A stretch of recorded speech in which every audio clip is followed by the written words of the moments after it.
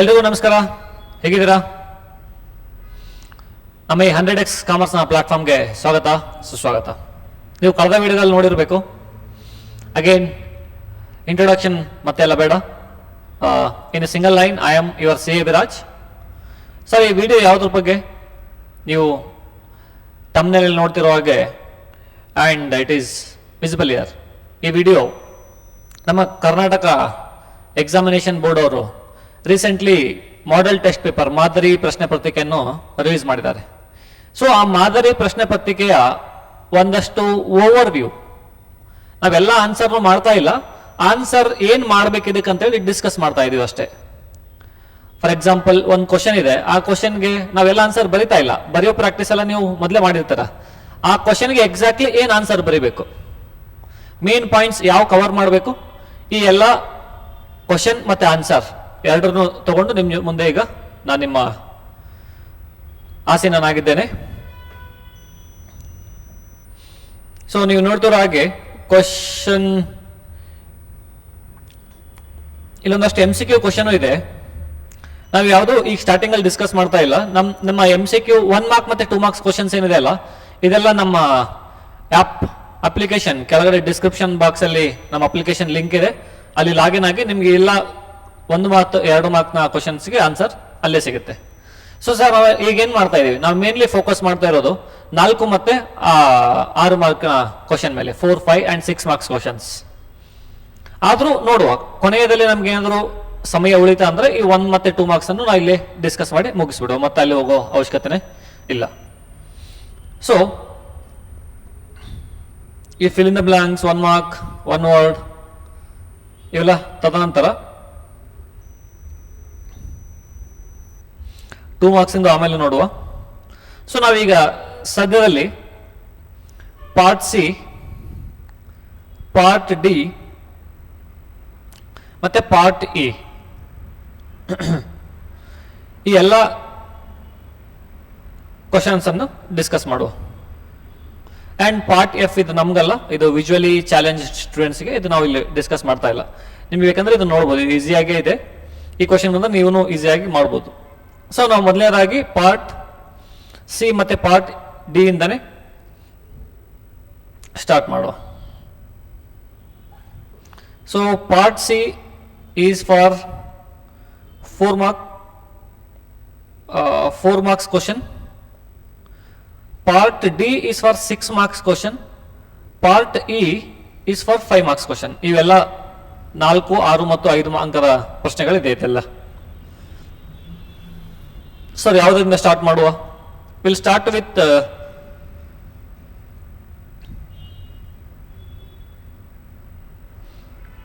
Five marks ಇಂದ start ಮಾಡುವ, ಬೇಡ 4 ಮಾರ್ಕ್ ಇಂದ ಸ್ಟಾರ್ಟ್ ಮಾಡುವ. 4 ಬೇಡ, ಒಂದಷ್ಟು ಪ್ರಾಕ್ಟಿಕಲ್ ಕ್ವಶನ್ಸ್ ಏನಿದೆ, ಪ್ರಾಕ್ಟಿಕಲ್ ಕ್ವಶನ್ಸ್ ಮೇಲೆ ಫೋಕಸ್ ಮಾಡುವ.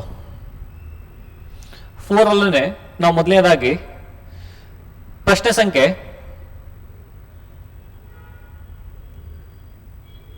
28 ಡಿಸ್ಕಸ್ ಮಾಡುವ. ಮೊದಲನೇದಾಗಿ ಕ್ವಶನ್ ನಂಬರ್ 28, ಇದು 4 ಮಾರ್ಕ್ ಕ್ವಶನ್. ಸರ್, ಇಲ್ಲಿ ನೋಡಿ, ನೀವು ನೋಡ್ತಿರೋ ಹಾಗೆ answer any 5 of the following questions in 12 sentence each. 12 ವಾಕ್ಯದಲ್ಲಿ ಉತ್ತರ ಬರೀಬೇಕು. ನಾವು ಟೋಟಲ್ ಆಗಿ 5 ಪ್ರಶ್ನೆಗಳಿಗೆ ಉತ್ತರ ಮಾಡಬೇಕು. ಇಲ್ಲಿ 5 ಪ್ರಶ್ನೆಗಳಿಗೆ ನಮ್ಮ ಹತ್ರ ಎಷ್ಟಿದೆ? 27, 28, 3, 4, 5, 6, 7, 8, 9 ಪ್ರಶ್ನೆ ಇದೆ. 9 ಪ್ರಶ್ನೆಯಲ್ಲಿ ನಮಗೆ 5 ಪ್ರಶ್ನೆಗೆ ಉತ್ತರ ಮಾಡಬೇಕು. ಸೊ ಇಷ್ಟು ನಿಮ್ಮ ತಲೆಯಲ್ಲಿ ಇರಲಿ, ಇದನ್ನ ಮುಂದೆ ತಗೊಂಡು ಹೋಗುವ. ಮೊದಲನೇದಾಗಿ ಪ್ರಶ್ನೆ ಸಂಖ್ಯೆ 28, ನಮ್ಮ ಡಿಸ್ಕಷನ್ ದಲ್ಲಿ ಬರುವಂತ ಮೊದಲನೇ ಪ್ರಶ್ನೆ.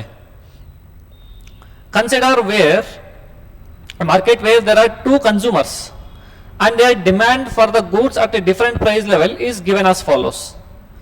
Calculate the market demand for the good. ಇಲ್ಲಿ ಏನು ಹೇಳ್ತಾ ಇದ್ದಾರೆ, ನಾವು ಒಂದು ಸ್ವಲ್ಪ ಕಾನ್ಸೆಪ್ಟ್ ಏನು ಅವಶ್ಯಕತೆ ಇದೆ, ಅದು ಕಾನ್ಸೆಪ್ಟ್ ಡಿಸ್ಕಸ್ ಮಾಡಿ ಮುಂದೆ ಹೋಗುವ. ಸೊ ಒಂದು ಮಾರ್ಕೆಟ್ ಇದೆ, ಮಾರ್ಕೆಟ್ ಅಲ್ಲಿ 2 ಕನ್ಸ್ಯೂಮರ್ಸ್ ಇದ್ದಾರೆ. ಆ 2 ಕನ್ಸ್ಯೂಮರ್ಸ್ ಇಂದು demand for the goods at different price level. 1 ರೂಪಾಯಿ ಪ್ರೈಸ್ ಇದ್ರೆ ಇವರೆಷ್ಟು ತಗೋತಾರೆ, 2 ರೂಪಾಯಿ ಇದ್ರೆ 3, 4, 5, 6, 7, 8 ಇದ್ರ ಮೇಲೆ ಅವ್ರು ಕೊಟ್ಟಿದ್ದಾರೆ ಎಷ್ಟು ಡಿಮ್ಯಾಂಡ್ ಜಾಸ್ತಿ ಆಗುತ್ತೆ, ಎಷ್ಟು ಡಿಮ್ಯಾಂಡ್ ಇದಾಗುತ್ತೆ ಅಂತ ಹೇಳಿ. ನಮ್ಗೆಲ್ಲ ಗೊತ್ತಿರೋ ಹಾಗೆ ನಾವು ಡಿಮ್ಯಾಂಡ್ ಅಂಡ್ ಸಪ್ಲೈ ಚಾಪ್ಟರ್ ಎಲ್ಲ ಆಗ್ಲೇ ನೋಡಿದೀವಿ. as we have seen that the demand and price are inversely related. Sir, what is inversely related? ಈ ಪ್ರೈಸ್ ಜಾಸ್ತಿ ಆದ್ರೆ ಕ್ವಾಂಟಿಟಿ ಡಿಮ್ಯಾಂಡೆಡ್ ಕಡಿಮೆ ಆಗುತ್ತೆ, ಅಥವಾ ಪ್ರೈಸ್ ಕಡಿಮೆ ಆದ್ರೆ ಕ್ವಾಂಟಿಟಿ ಡಿಮ್ಯಾಂಡೆಡ್ ಜಾಸ್ತಿ ಆಗುತ್ತೆ. ಇದು ಒಂದು ಸಣ್ಣ ಕಾನ್ಸೆಪ್ಟ್. ಸೊ ಇಲ್ಲಿ ನಾವು ಮಾರ್ಕೆಟ್ ಅಂದ್ರೆ ಏನು, ಫಸ್ಟ್ ನಾವು ಮಾರ್ಕೆಟ್ ಬಗ್ಗೆ ಮಾತಾಡುವ. ಮಾರ್ಕೆಟ್ ಅಂದ್ರೆ ಕನ್ಸಿಡರ್, ಇಲ್ಲಿ ನಾವು ಹಲವಾರು ಜನ ಇದ್ದೀವಿ, ಇವರೆಲ್ಲ ಸೇರ್ಕೊಂಡು ನಾವೇನಂತೀವಲ್ಲ, ಇವರೆಲ್ಲ total aggregation of all the consumers is called as market. ನಾನು ಇಂಡಿವಿಜುವಲ್ ಇದ್ರೆ ಇಂಡಿವಿಜುವಲ್ ಕನ್ಸಂಪ್ಷನ್, ಇಂಡಿವಿಜುವಲ್ ಸಪ್ಲೈ ಅಂತ ಹೇಳ್ತೀವಿ. ನನ್ನ ಜೊತೆಗೆ ಇನ್ನೊಂದು 4 ಜನ ಯಾರ್ಯಾರು ಇದಾರಲ್ಲ, ಬೈಯರ್ಸ್ ಅಂಡ್ ಸೆಲ್ಲರ್ಸ್, ಮೇನ್ಲಿ ಇಲ್ಲಿ ನಮ್ಮ ಪ್ರಶ್ನೆಯಲ್ಲಿ ಬೈಯರ್ಸ್ ಇರೋದು, ಎಲ್ಲರನ್ನು ನಾವು ಟೋಟಲ್ ಆಗಿ ಒಗ್ಗಟ್ಟಾಗಿ ತಗೊಂಡು ಅದಕ್ಕೆ ನಾವು ಮಾರ್ಕೆಟ್ ಅಂತೇಳಿ ಕರಿತೇವೆ. ಸೊ ಇಷ್ಟು ಹೇಳ್ಬಿಟ್ಟು ನಾವು ಸ್ಟಾರ್ಟ್ ಮಾಡುವ. ದ ಕ್ವಶನ್ ನೀವು ಫಸ್ಟ್ ನೋಡ್ಬೇಕಾಗಿರೋದು, ಕ್ವಶನ್ ಅಲ್ಲಿ ಏನ್ ಕೇಳ್ತಾ ಇದ್ದಾರೆ ಕರೆಕ್ಟ್ ಆಗಿ ಅಂತ ಹೇಳಿ. ನಾವು ಏನೋ ಕಾನ್ಸೆಪ್ಟ್ ತಿಳ್ಕೊಂಡು ಕಾನ್ಸೆಪ್ಟ್ ಬರಿಬೇಕಂತಲ್ಲ, ಕ್ವಶನ್ ಅಲ್ಲಿ ಏನಿದೆ ಎಕ್ಸಾಕ್ಟ್ಲಿ ಅದನ್ನೇ ಫಸ್ಟ್ ನಾವು ಟ್ಯಾಕಲ್ ಮಾಡಬೇಕು. Calculate the market demand for the good. Market ನಲ್ಲಿ ಈ ಗುಡ್ಗೆ ಎಷ್ಟು ಡಿಮ್ಯಾಂಡ್ ಇದೆ ಸರ್, ಇಲ್ಲಿ ಕೊಟ್ಟಿದ್ದಾರಲ್ಲ, ಮಾರ್ಕೆಟ್ ಡಿಮ್ಯಾಂಡ್ ಖಾಲಿ ಇದೆ. Sir what is market demand? Consider ಒಂದು ಮಾರ್ಕೆಟ್ ಅಲ್ಲಿ ಇಬ್ರು ಇದ್ದಾರೆ. ಒಂದು ಗೂಡಿನ ಬೆಲೆ, ಒಂದು ವಸ್ತುವಿನ ಬೆಲೆ 10 ರೂಪಾಯಿ ಇದ್ರೆ, ಒಂದು ವಸ್ತುವಿನ ಬೆಲೆ, ಇಲ್ಲಿ ಇಬ್ರು ಇದ್ದಾರೆ ಎ ಮತ್ತೆ ಬಿ, 10 ರೂಪಾಯಿ ಇದ್ರೆ ಇವನು 10 ರೂಪಾಯಿಗಳಲ್ಲಿ 5 ಗೂಡ್ಸ್ ಕನ್ಸಂಪ್ಷನ್ ಮಾಡ್ತಾನೆ, ಇವನು ಬಿ ಇದ್ರೆ 4 ಗೂಡ್ಸ್ ತಗೋತಾನೆ. ದಟ್ ಮೀನ್ಸ್ ಒಂದು ಮಾರ್ಕೆಟ್ ನಲ್ಲಿ if the price is at 10 rupees, the total demand for the good is 9 goods. Sir what did you do? ನಾ ಏನು ಮಾಡಲಿಲ್ಲ, I just added the A as well as B. ಇವೆರಡು add ಮಾಡಿ ನಾನು total ಮಾಡ್ತಾ ಇದ್ದೇನೆ ಅಷ್ಟೇ. ಯಾಕಂದ್ರೆ ನಮ್ಮ ಇಲ್ಲಿ ಎಕ್ಸಾಂಪಲ್ ಅಲ್ಲಿ ಎ ಮತ್ತೆ ಬಿ ಇಬ್ರು ಇದಾರೆ ಅಷ್ಟೇ.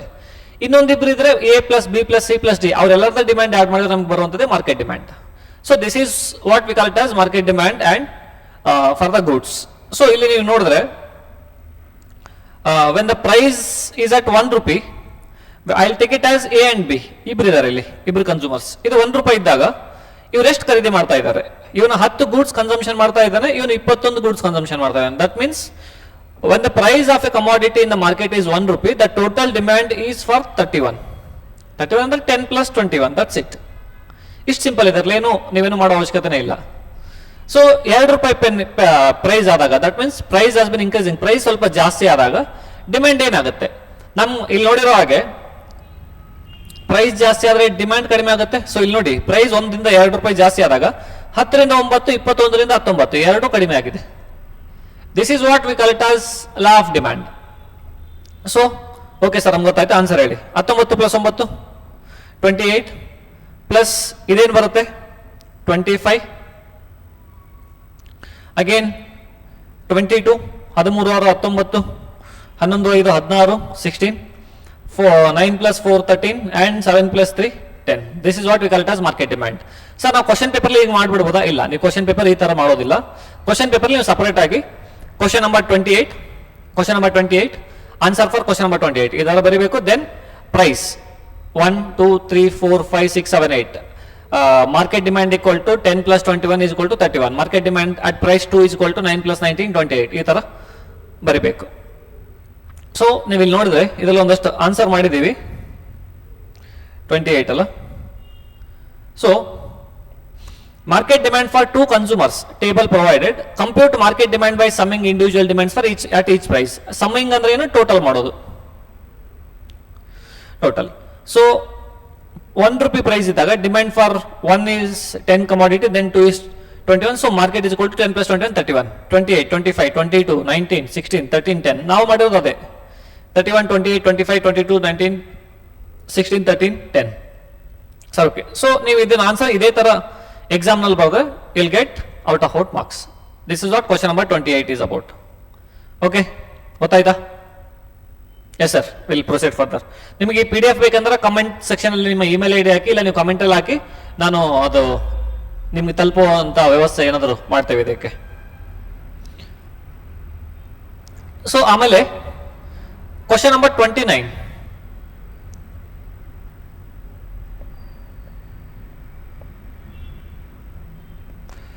ಕ್ವಶನ್ ನಂಬರ್ 29 ಹೇಳ್ತಾ ಇದೆ, explain the determinants of firms supply curve.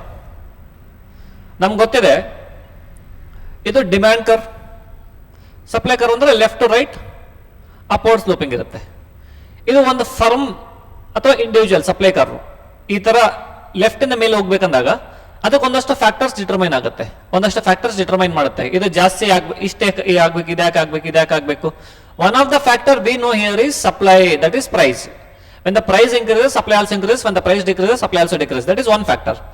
Along with that, ಅದ್ರ ಜೊತೆಗೇನೆ ಒಂದಷ್ಟು ಬೇರೆ ಡಿಟರ್ಮಿನೆಂಟ್ಸ್ ಇದೆ, ಒಂದಷ್ಟು ಬೇರೆ ಕಾರಣಗಳು ಇದೆ ಫರ್ಮ್ ಸಪ್ಲೈ ಕರ್ವ್ಗೆ ಕೆಳಗಡೆಯಿಂದ ಮೇಲ್ಗಡೆ ರೈಟ್ ಸೈಡ್ ಹೋಗ್ಲಿಕ್ಕೆ. Sir, what are that supply determinants? So ಇಲ್ಲಿ ಆನ್ಸರ್ಸ್ ನ ಪ್ಯಾರಾಗ್ರಾಫ್ ವೈಸ್ ಕೊಟ್ಟಿದೆ, ಇದು ನೀವು ಪಾಯಿಂಟ್ ವೈಸ್ ಬರೀಬೇಕು. ಸರ್, ಏನು ಡಿಟರ್ಮಿನೆಂಟ್ಸ್, ಏನು ಸಪ್ಲೈ ಕರ್ವ್ ಎಂದು?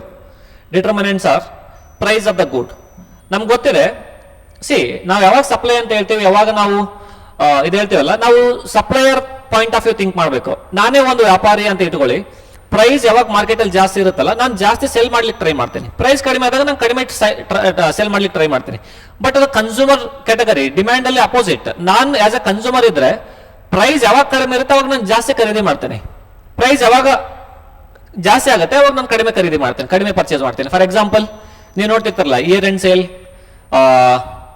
ಪ್ಲಸ್ ಈ ಬಿಗ್ ಬಿಲಿಯನ್ ಡೇ ಎಲ್ಲ ಬರುತ್ತೆ, ಬ್ಲಾಕ್ ಫ್ರೈಡೆ ಸೇಲಿಂಗ್ ನಡೀತಾ ಇದೆ. ಸೊ ಇಷ್ಟೆಲ್ಲ ನೋಡಿದ ಮೇಲೆನೆ ಅದು ಹೇಳ್ತಾ ಇರುತ್ತೆ, ಡಿಮ್ಯಾಂಡ್ ಯಾವಾಗ್ಲೂ ಕಡಿಮೆ ಪ್ರೈಸ್ ಅಲ್ಲಿ ಜಾಸ್ತಿ ಆಗುತ್ತೆ, ಜಾಸ್ತಿ ಪ್ರೈಸ್ ಅಲ್ಲಿ ಕಡಿಮೆ ಆಗುತ್ತೆ. ಸಪ್ಲೈ ಆದ್ರೆ ಅಪೋಸಿಟ್. ನಾನು ಯಾವಾಗ ಸೇಲ್ ಜಾಸ್ತಿ ಮಾಡ್ತೇನೆ, ನಂಗೆ ಯಾವಾಗ ಜಾಸ್ತಿ ಪ್ರಾಫಿಟ್ ಆಗುತ್ತೆ. ಯಾವಾಗ ಪ್ರಾಫಿಟ್ ಜಾಸ್ತಿ ಆಗುತ್ತೆ, ನಂದು price at which I sell is more, then my profit is more. So one is price of good. Price ಜಾಸ್ತಿ ಆದ್ರೆ ಸಪ್ಲೈನು ಜಾಸ್ತಿ ಆಗುತ್ತೆ, ಅದ್ರ ಜೊತೆಗೇನೆ ಪ್ರೈಸ್ ಯಾವ ತರ ಜಾಸ್ತಿ ಆಗುತ್ತಲ್ಲ ಅದ್ರ ಜೊತೆಗೇನೆ ಸಪ್ಲೈ ಕರ್ವ್ ಮುಂದೆ ಹೋಗುತ್ತೆ. ಪ್ರೈಸ್ ಕಡಿಮೆ ಆದ್ರೆ ಸಪ್ಲೈ ಕರ್ವ್ ಮುಂದೆ ಬರುತ್ತೆ. ಫಾರ್ ಎಕ್ಸಾಂಪಲ್, ಇದೊಂದು ಸಣ್ಣ ಇದಷ್ಟೇ. So price 1 2 3 4. ಸೊ ಇದು ಸಪ್ಲೈ. ಪ್ರೈಸ್ ಯಾವಾಗ ₹1 ಇದೆ ಅಲ್ಲ, ನಾನು ಯಾವಾಗಲೂ ಒಂದೇ ಸಪ್ಲೈ ಮಾಡ್ತೇನೆ ಅಷ್ಟೇ. ಪ್ರೈಸ್ ಯಾವಾಗ ಜಾಸ್ತಿ ಆಗುತ್ತೆ 1 ಇಂದ 2ಗೆ, I supply more. When the price again increases, again the price again increases, my what is this, supply will increase. This is what first factor.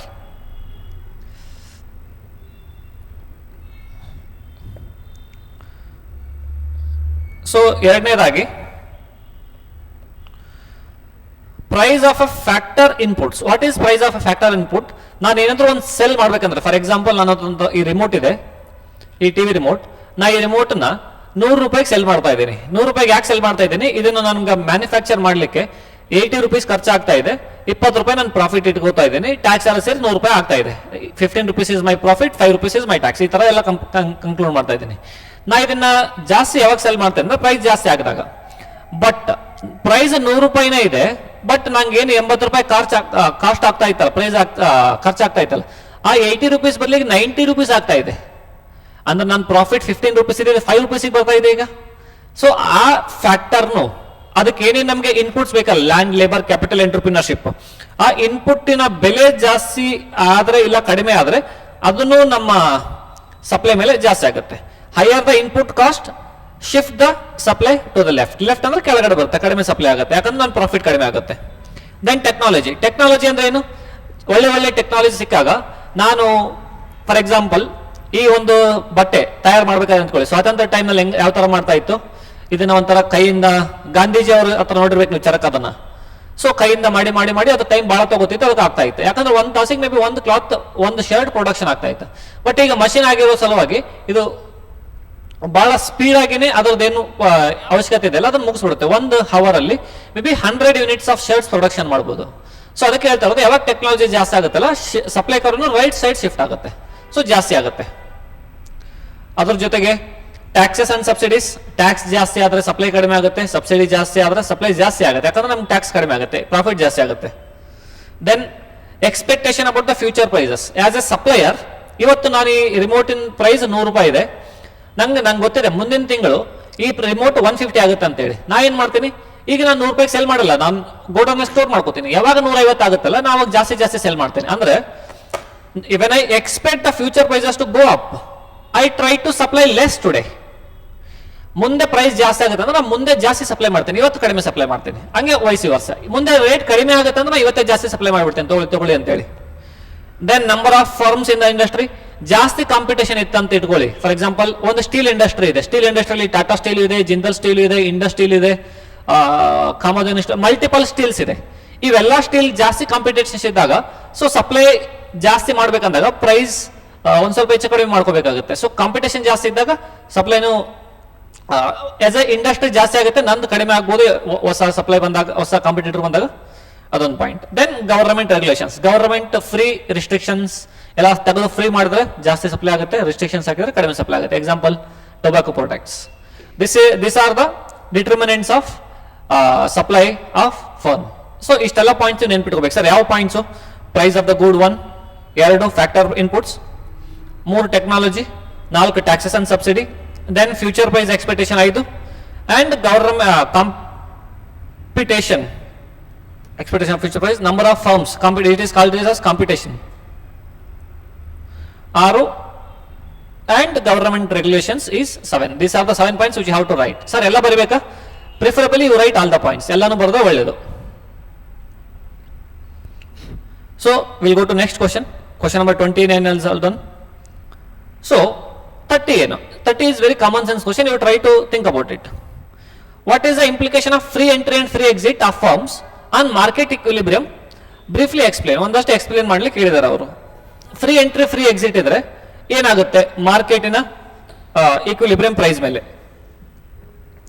Sir ಇದೇನು ಈ ಪ್ರಶ್ನೆ ಏನು ನಮ್ಗೆ ಗೊತ್ತಾಗ್ಲಿಲ್ಲ, ಇದೇನು ಬಹಳ ಇಲ್ಲ. ಇಲ್ಲಿ ನೋಡಿ ಆನ್ಸರ್ ಇದೆ. Free entry and exit ensures that in the long run firm ensure zero economic profit. C ನಮಗೆ ಪ್ರಾಫಿಟ್ ಅಂತ ಬಂದ್ರೆ 2 ಕಾನ್ಸೆಪ್ಟ್ ಇದೆ. ಒಂದು ನಾರ್ಮಲ್ ಪ್ರಾಫಿಟ್ ಅಂತ ಹೇಳ್ತೀವಿ ನಾವು, ಒಂದು ಎಕನಾಮಿಕ್ ಪ್ರಾಫಿಟ್. ಸರ್ ಏನಿದೆ ನಾರ್ಮಲ್ ಪ್ರಾಫಿಟ್? ನಾರ್ಮಲ್ ಪ್ರಾಫಿಟ್ ಅಂದ್ರೆ ನಿಮಗೆ ಲ್ಯಾಂಡ್, ಲೇಬರ್, ಕ್ಯಾಪಿಟಲ್, ಎಂಟರ್ಪ್ರಿನರ್ಶಿಪ್, ಅದಕ್ಕೆ ನಾವು ರಿಟರ್ನ್ ಕೊಡ್ತೀವಲ್ಲ ಫ್ಯಾಕ್ಟರ್ ಕಾಸ್ಟ್ ಒಳಗಡೆ, ಅದು ನಾನು ಟೋಟಲ್ ತಗೊಂಡ್ರೆ ಅದು ನಂಗೆ ಫುಲ್ ಬಂದು ನಂಗೆ ಫಾರ್ ಎಕ್ಸಾಂಪಲ್ ನಂದು ಲ್ಯಾಂಡ್ ಇಂದು 100, ಲೇಬರ್ ಇಂದ 100, ಇಂಟ್ರೆಸ್ಟ್ ಇಂದ 100 ಪ್ಲಸ್ ಪ್ರಾಫಿಟ್ 100, ಟೋಟಲಿ 400. ನಾನು 400 ರೂಪೀಸ್ಗೆ ಸೆಲ್ ಮಾಡಿದರೆ ನಂದು normal profit is still 100 only, but economic profit is 0. But instead of 400 if I sell at 500, 400 ಬದಲು 500 ರೂಪಾಯಿಗೆ ಸೆಲ್ ಮಾಡಿದ್ರೆ ಸೊ ನಂದು ಎಕನಾಮಿಕ್ ಪ್ರಾಫಿಟ್ 100 ರೂಪೀಸ್ ಆಗುತ್ತೆ. So any profit which is in excess of the normal profit is called as economic profit. Okay sir, I understood. So ಅದ್ರ ಮೇಲೆ ಅವ್ರು ಮಾತಾಡ್ತಾ ಇದ್ದಾರೆ.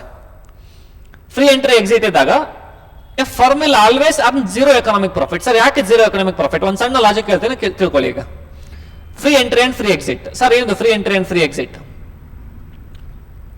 ಕನ್ಸಿಡರ್ ಒಂದು ಇಂಡಸ್ಟ್ರಿ ಐತೆ ಅಂತ ಇಟ್ಕೊಳ್ಳಿ. Will take one practical example. ಯಾವ ಎಕ್ಸಾಂಪಲ್ ತಗೊಳ್ಳುವ ನೀವೇ ಹೇಳಿ ಒಂದು.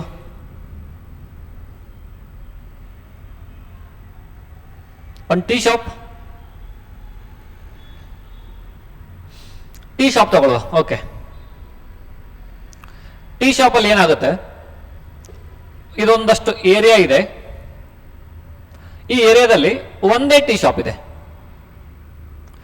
ಒಂದೇ ಟೀ ಶಾಪ್ ಇದ್ದಾಗ ಏನಾಗುತ್ತೆ, ಅವನು ಯಾವ ಪ್ರೈಸ್ ಹೇಳ್ತಾನಲ್ಲ ಅದೇ ಪ್ರೈಸಿಗೆ ನಾವು ಟೀ ತಗೋಬೇಕು. ಕನ್ಸಿಡರ್ 5 ರೂಪಾಯಿ ಅಂದ್ರೆ 5 ರೂಪಾಯಿ ಒಂದು ಟೀ, 10 ಅಂದ್ರೆ 10 ರೂಪಾಯಿ ಒಂದು ಟೀ ತಗೋಬೇಕು. ಸೊ ಆ ಟೀ ತಗೊಂಡ ಮೇಲೆ ಏನಾಗುತ್ತೆ, ಟೀ ತಗೋತೀವಿ, ಡ್ರಿಂಕ್ ಕುಡಿತೀವಿ, 10 ರೂಪಾಯಿ ಕೊಡ್ತೀವಿ, ಹೋಗ್ತೀವಿ. ಬಟ್ ನೀವು ನೆಕ್ಸ್ಟ್ ತಿಳ್ಕೊಳ್ಳಿ, if this is a market where the other player can also enter.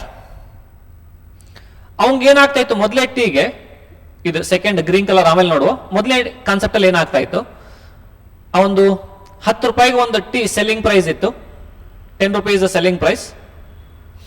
So 10 ರೂಪಾಯಿ ಏನಾಗ್ತಿತ್ತು ಅಂದ್ರೆ, so 8 rupees is land, labour, capital, entrepreneurship. ಈ 4 ಟೋಟಲ್ ಸೇರಿ 8 rupees plus 2 rupees super normal profit ಇತ್ತು, ಅಂದ್ರೆ ಎಕ್ಸ್ಟ್ರಾ ಪ್ರಾಫಿಟ್ ಇತ್ತು ಅವನ ಕಡೆ.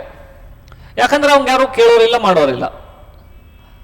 ಸೊ ಇನ್ನೊಂದು ಟೀ ಅಂಗಡಿ ಯಾವಾಗ ಓಪನ್ ಆಗುತ್ತಲ್ಲ ಅಲ್ಲಿ ಪಕ್ಕ, they opens at 8 rupees per tea. ಅವಾಗ ಇಲ್ಲಿರೋ ಕಸ್ಟಮರ್ಸ್ ಎಲ್ಲ ಇಲ್ಲಿಗೆ ಶಿಫ್ಟ್ ಆಗಕ್ಕೆ ಟ್ರೈ ಮಾಡ್ತಾರೆ. ಆ ಟೈಮಲ್ಲಿ ಇವಂಗ ಕಾಂಪಿಟೇಷನ್ ಮಾಡ್ಬೇಕಂದ್ರೆ ಇವನ್ ಪ್ರೈಸ್ ಕಡಿಮೆ ಮಾಡಲೇಬೇಕು, ಬೇರೆ ಆಪ್ಷನ್ ಇಲ್ಲ ಇವನ್ ಕಡೆ, ಮೊದಲೇ ಟೀ ಅಂಗಡಿ ಕಡೆ. ಬಿಕಾಸ್ ಆಫ್ ವಿಚ್ ಅವನು ಎಷ್ಟು ಮಾಡ್ತಾನೆ, 8 ರೂಪೀಸಿಗೆ ತಂದಿರ್ತಾನೆ. ಯಾಕಂದ್ರೆ ಅವನ ಜೊತೆ ಕಾಂಪಿಟೇಷನ್ ಮಾಡ್ಬೇಕಾದ್ರೆ 8 ರೂಪೀಸ್ಗಿಂತ ಜಾಸ್ತಿ ಸೆಲ್ ಮಾಡಿದ್ರೆ ಒಂದು ಟೀನ, ನಾವು ಬೇರೆ ಕಡೆ ಹೋಗ್ಬಿಡ್ತೀವಿ. ನಾವಾದ್ರೂ ರಿಯಲ್ ಲೈಫ್ ಅಲ್ಲಿ ಹಂಗ ಮಾಡೋದು, ನಾವು ಡೈಲಿ 10 ರೂಪೀಸ್ ಟೀ ಕುಡಿತಾ ಇರ್ತೀವಿ. ಅವ ನೆಕ್ಸ್ಟ್ ಡೇ 12 ರೂಪೀಸ್ ಅಂದ್ರೆ ನಾವು ನೆಕ್ಸ್ಟ್ ಡೇ ಇಂದ ಹೋಗಲ್ಲ, ಬೇರೆ ಟೀ ಅಂಗಡಿ ಹುಡುಕೋತೀವಿ ನಾವು. ಸೊ ಅದ್ರ ಸಲುವಾಗಿ ಇದೇನು extra super normal profit 2 rupees ಇದೆಲ್ಲ, ಇದು ಯಾವತ್ತು 0 ಇರುತ್ತೆ ನಮಗೆ. Under this concept, this is what we call it super normal profit when there is a free entry and exit.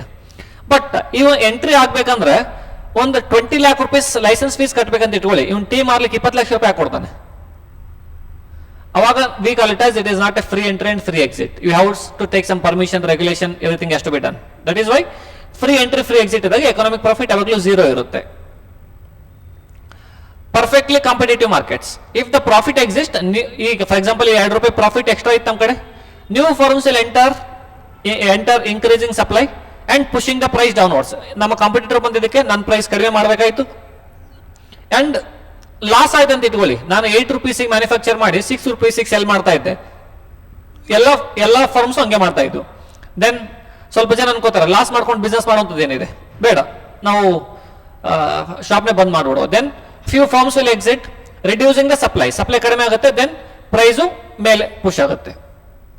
So thus free entry and exit drives the market to long run equilibrium where price equal to minimum average cost and firms earn normal profit. In case of free entry and free exit, it is always ensured that the firm will always earn the normal profit. So firms ಯಾವತ್ತೂ super normal profit ಅದು ಮಾಡೋಕ್ಕಾಗಲ್ಲ ಯಾವಾಗ free entry ಮತ್ತೆ free exit ಇದ್ದಾಗ. This is question number 30. So question number 31 ಇದು common sense question ಇದೆ, you can easily do it. What is the role of government? State ಅಂದ್ರೆ ನಮ್ಮ ಸ್ಟೇಟ್ ಗವರ್ಮೆಂಟ್ ಅಲ್ಲ, ಕರ್ನಾಟಕ ಗವರ್ಮೆಂಟ್, ಮಹಾರಾಷ್ಟ್ರ ಗವರ್ಮೆಂಟ್ ಅಲ್ಲ, ಸ್ಟೇಟ್ ಅಂದ್ರೆ ಇದು ಗವರ್ಮೆಂಟ್ ನಾವು ಇನ್ನೊಂದು ಹೆಸರು ಅಂತ ಕರಿತೀವಿ. Household sector in both developed as well as developing countries. ನಮ್ಮ India is a developing country. ನಮ್ಮ ಗವರ್ಮೆಂಟ್ ಏನ್ ಮಾಡಬೇಕು ಪ್ಲಸ್ ಹೌಸ್ ಹೋಲ್ಡ್ ಪೀಪಲ್ ಏನ್ ಮಾಡಬೇಕು? As of now we consider US, UK, some countries as developed country. So ಅವ್ರ government ಮತ್ತೆ ಅವ್ರ households ಏನ್ ಮಾಡಬೇಕು? So role of governments, those things. Household supply factors of production and demand for goods and service. They save and pay taxes. Government will collect the tax and provide public goods redistribution, regulation and macro stabilization. ಇದು ಯಾವಾಗ generally ಏನ್ ಮಾಡುತ್ತೆ? ನಾವು goods and service purchase ಮಾಡ್ತೀವಿ as A house hold. ನಾವು goods and service purchase ಮಾಡಿದಾಗ price payment ಮಾಡ್ತೀವಿ. Price payment ಮಾಡಿದಾಗ ಪ್ರೈಸ್ ಜೊತೆಗೆ ಟ್ಯಾಕ್ಸು ಕಟ್ಟಬೇಕು. ಯಾಕಂದ್ರೆ ನಿಮ್ಗೆ ಗೊತ್ತಿರಬೇಕಲ್ಲ, ಮಾರ್ಕೆಟ್ ಪ್ರೈಸ್ ಆಗ್ಬೇಕಂದ್ರೆ, ಮಾರ್ಕೆಟ್ ಅಲ್ಲಿ ಗೂಡ್ಸ್ ಅಂಡ್ ಸರ್ವಿಸ್ ಎಲ್ಲ ಆಗ್ಬೇಕಂದ್ರೆ ಮಾರ್ಕೆಟ್ ಇಂಡೈರೆಕ್ಟ್ ಟ್ಯಾಕ್ಸಸ್ GST ಕಟ್ಟಲೇಬೇಕು. ಸೊ GST ಕಟ್ತೀವಿ, ಗವರ್ಮೆಂಟ್ ಟ್ಯಾಕ್ಸ್ ಕಲೆಕ್ಟ್ ಮಾಡುತ್ತೆ. ಆ ಟ್ಯಾಕ್ಸ್ ಏನ್ ಮಾಡುತ್ತೆ? ಬಡವರಿಗೆ ಫ್ರೀ ರೇಷನ್ ಕೊಡುತ್ತೆ, ಫ್ರೀ ಅನ್ನ ಕೊಡುತ್ತೆ, ಫ್ರೀ ಎಜುಕೇಶನ್ ಕೊಡುತ್ತೆ, ಫ್ರೀ ಹಾಸ್ಪಿಟಲ್, ಫ್ರೀ ಟ್ರಾನ್ಸ್ಪೋರ್ಟೇಷನ್ ಎಲ್ಲ ಈ ತರ ರೀಡಿಸ್ಟ್ರಿಬ್ಯೂಷನ್, ಸ್ಟೆಬಿಲೈಸೇಷನ್ ಇವೆಲ್ಲ ಮಾಡ್ಕೊಂಡು ಹೋಗುತ್ತೆ. In developed countries government often provides sophisticated welfare, regulatory frameworks and large public services. In developing countries, role can include more direct provisions of infrastructure, planning, interventions to foster the growth or redistribute often with limited resources. ಯಾಕಂದ್ರೆ developing ಕಂಟ್ರಿಯಲ್ಲಿ ಕಡಿಮೆ ದುಡ್ಡು ಇರುತ್ತೆ. So ಏನ್ ಮಾಡಬೇಕು? Developing country ಅಥವಾ developed country ಆಗಿದ್ರು, developed country ಆಗಿದ್ರೆ ಒಳ್ಳೆ ಸೊಫಿಸ್ಟಿಕೇಟೆಡ್ ವೆಲ್ಫೇರ್ ಮತ್ತೆ ಇನ್ಫ್ರಾಸ್ಟ್ರಕ್ಚರ್, ರೆಗ್ಯುಲೇಟರಿ ಫ್ರೇಮ್ವರ್ಕ್ ಮೇಲೆ ಫೋಕಸ್ ಮಾಡುತ್ತೆ. ಡೆವಲಪಿಂಗ್ ಕಂಟ್ರಿ ಇತ್ತಂದ್ರೆ ಇನ್ವೆಂಟರೀಸ್ ಇಂಟರ್ವೆನ್ಷನ್ ಮಾಡಿ ಗ್ರೋತ್ ಮತ್ತೆ ರೀಡಿಸ್ಟ್ರಿಬ್ಯೂಷನ್ ಆಫನ್ ವಿತ್ ಲಿಮಿಟೆಡ್ ರಿಸೋರ್ಸಸ್ ಅದರ ಮೇಲೆ ಫೋಕಸ್ ಮಾಡುತ್ತೆ. Question number 31. Question number 32 again you have to read and remember this. What is the legal definition of money? One second.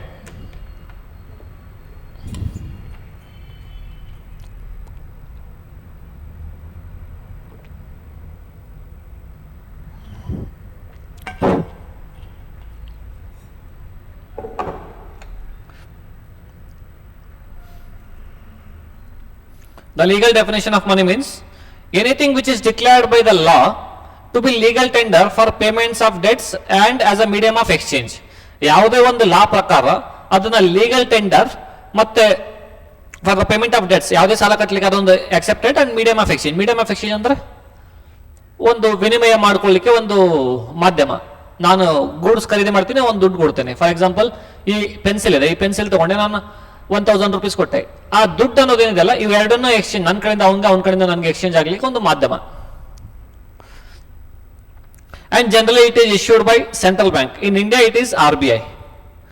And in some definitions, demand deposits are accepted by law also. What is demand deposits? That's okay. CASA, we call it demand deposits. Now CASA deposits ಅಂತ ಕರಿತೀವಿ ನಾವು, current account and savings account deposits. The exact legal wordings vary by country for emphasizing legal tender state. That's okay. Anything which is declared as law to be legal tender for payments of debt and medium of exchange is called as legal definition of money. ಅದು theory part. Okay, next coming question number 33. ಇದು ಕೊಟ್ಟಿದ್ದಾರೆ, ಇದು national income chapter ಇದು. So national income chapter ಏನಿದೆ, ನಾವು equilibrium level of national income find out ಮಾಡ್ತೀವಿ. Equilibrium level of national income ಯಾವ ತರ ಫೈಂಡ್ ಔಟ್ ಮಾಡ್ತೀವಿ ಅಂದ್ರೆ, ಇದು ಡಿಪೆಂಡ್ಸ್. ಇದು 2 ಸೆಕ್ಟರ್ ಎಕಾನಮಿನ, 3 ಸೆಕ್ಟರ್ ಎಕಾನಮಿನ, 4 ಸೆಕ್ಟರ್ ಎಕಾನಮಿನ, ಇದ್ರ ಮೇಲೆ ಡಿಪೆಂಡ್ ಆಗುತ್ತೆ. ಸರ್ ಇದು 2 ಸೆಕ್ಟರ್, 3 ಸೆಕ್ಟರ್ ಅಂಡ್ 4 ಸೆಕ್ಟರ್, ಇವೆರಡು ಸೆಕ್ಟರ್ ನಾವು ಕ್ಲೋಸ್ಡ್ ಎಕಾನಮಿ ಅಂತ ಕರಿತೀವಿ, ಇದಕ್ಕೆ ನಾವು ಓಪನ್ ಎಕಾನಮಿ ಅಂತ ಕರಿತೀವಿ. ಕ್ಲೋಸ್ಡ್ ಅಂದ್ರೆ ಎಕ್ಸ್ಪೋರ್ಟ್ ಇಂಪೋರ್ಟ್ ಇರೋದಿಲ್ಲ. ಇಲ್ಲಿ ಎರಡೇ ಸೆಕ್ಟರ್ ಇದೆ. ಇಲ್ಲಿ ಹೌಸ್ ಹೋಲ್ಡ್ ಸೆಕ್ಟರ್ ಇರುತ್ತೆ, ಒಂದು ಬಿಸಿನೆಸ್ ಸೆಕ್ಟರ್ ಇರುತ್ತೆ. ಇಲ್ಲಿ household, business sector and government sector ಬರುತ್ತೆ. ಇಲ್ಲಿ household, business sector, government sector, then what is this, we call it as import and export sector. ಈ 4 sector ಬರುತ್ತೆ. So ಇಲ್ಲಿ ಕೊಟ್ಟಿರೋದೇನು, C is equal to 100 plus 0.8y and I is equal to 300 in the information given about closed economy. ಅಂದ್ರೆ ಇಲ್ಲಿ ನಾವು ಎರಡೇ ಇದೆ, C ಮತ್ತೆ I ಇದೆ. ಸೊ ಇದಕ್ಕೆ ನಾವು C plus I ಅಂತ ಕರಿತೇವೆ, ಇದು C plus I plus G, ಇಲ್ಲಿ C plus I plus G plus X minus M ಅಥವಾ NX ಅಂತ ಕರಿತೀವಿ. ಇದು ಇದರ ಮೇಲೆ ಡಿಪೆಂಡೆಂಟ್ ಇದೆ. ಇಲ್ಲಿ ನಮಗೆ ಇದು 2 ಸೆಕ್ಟರ್ ಎಕಾನಮಿ ಇದೆ, C plus. So now equilibrium level of income is equal to, calculate equilibrium level of national income is equal to C plus I. Sir ಈ C plus I ಯಾವ ತರ ಕಂಡು ಹಿಡಿತೀವಿ, ಇಲ್ಲ ಒಂದು ಪೇಪರ್ ಎಕ್ಸ್ಟ್ರಾ ತಗೋತೇನೆ, ಪೇಪರ್ ಬೇಡ ಇಲ್ಲೇ ಮಾಡುವ.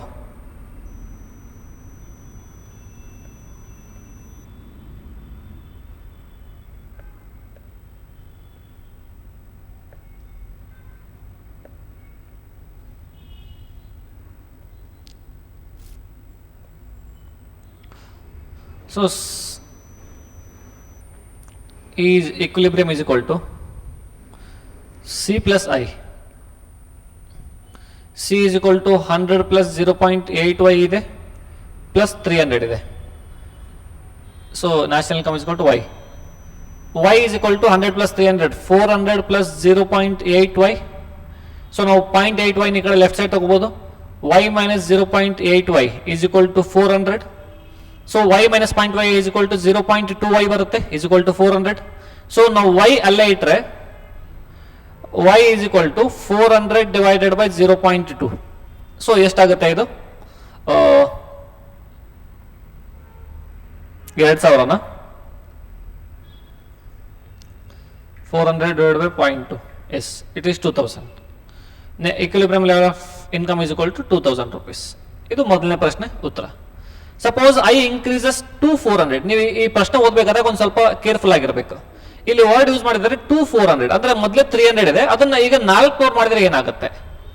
ಇನ್ನೊಂಥರ ಪ್ರಶ್ನೆ ಬರುತ್ತೆ, if it is increases by 400. By 400 ಅಂದ್ರೆ ಏನು, ಮೊದಲೇ 300 ಇದೆ ಪ್ಲಸ್ 400 ಅನ್ನು ಆಡ್ ಮಾಡ್ತಾ ಇದೀವಿ ನಾವು, ಅಂದ್ರೆ ಟೋಟಲ್ 700 ಆಗುತ್ತೆ. ಈ ಕ್ವಶನ್ ಅಲ್ಲಿ ಏನಾಗ್ತಾ ಇದೆ, ಇಟ್ ಈಸ್ ಓನ್ಲಿ 300, ಇದಾಗ್ತಾ ಇರೋದಕ್ಕೆ 400 ಪ್ಲಸ್ ಅಲ್ಲ, ಅದು 300 ಪ್ಲಸ್ 100 equal to 400. ಸೊ ಹಾಗಾದಾಗ ನಮ್ಗೆ ಏನು ಡಿಫ್ರೆನ್ಸ್ ಮಾಡಬೇಕು, ನಾವು instead of 300 I should take 400. ಈ ಪ್ರಶ್ನೆ ಉಳಿದಿದ್ದು ನೀವೇ ಮಾಡಿ. ಸರ್ ಯಾವ ತರ ಮಾಡ್ಬೋದು, so 100 plus 400 equal to 500 plus 0.8y. So y minus 0.8y is equal to 400 ಅರಲ್ಲ, ಇಲ್ಲಿ 500 ಬರುತ್ತೆ. So 0.2y is equal to 500, y is equal to 500 by 2 is equal to maybe 2500 answer ಬರುತ್ತೆ. This is what the answer for that question. So ನೀವು ಯಾವಾಗ answer ಬರೆದ್ರು ಈ practical questions ಇತ್ತಂದ್ರೆ first ಈ questions touch ಮಾಡಿ. ಕ್ವಶನ್ ನಂಬರ್ 33 ಮೊದಲನಾಗಿ ಬರೀರಿ, question number 28 ಅದನ್ನ ಬರೀರಿ. ಸೊ 2 ಕ್ವಶನ್ ಇಲ್ಲೇ ಮುಗೀತು. ದೆನ್ ಮತ್ತೊಂದು 2 ಕ್ವಶನ್ಸ್ ಇದೆ ಇಲ್ಲಿ ನೋಡಿ. Right about the Ricardian equivalence. Sir answer correct, yes 2000 as well as 2500 correct ಇದೆ. ನೀವು ಒಂದ್ಸರಿ ಇನ್ನೊಮ್ಮೆ ಸೊಲ್ಯೂಷನ್ ಮಾಡಿ ಅದನ್ನು. ಸೊ ನೆಕ್ಸ್ಟ್ ರಿಕಾರ್ಡಿಯನ್ ಇಕ್ವಿವೆಲೆನ್ಸ್ ಏನ್ ಹೇಳುತ್ತೆ ಅಂದ್ರೆ, the proposition that government financing methods debt versus tax. ಏನಿದೆ, debt versus tax are neutral. Government ಯಾವಾಗಲೂ ಏನ್ ಮಾಡುತ್ತೆ, ನಮ್ಮ ಕಂಟ್ರಿ ಡೆವಲಪ್ಮೆಂಟ್ ಖರ್ಚು ಮಾಡುತ್ತೆ. ಖರ್ಚು ಮಾಡ್ಲಿಕ್ಕೆ ಒಂದಷ್ಟು ಹಣ ಬೇಕು ಗವರ್ಮೆಂಟ್ಗೆ. ಸರ್ ಗವರ್ಮೆಂಟ್ಗೆ ಹಣ ಎಲ್ಲಿಂದ ಬರುತ್ತೆ, ಅದಕ್ಕೆ ಬಹಳಷ್ಟು ವೇಸ್ ಇದೆ. 2 ವೇಲ್ ನಾವು ರಿಕಾರ್ಡಿಯನ್ ಹೇಳ್ತಾ ಇದ್ದೇನೆ, ಒಂದು ಡೆಟ್, ಒಂದು ಟ್ಯಾಕ್ಸ್. ಸೊ ಗವರ್ಮೆಂಟ್ ಪಬ್ಲಿಕ್ ಕಡೆಯಿಂದ ದುಡ್ಡು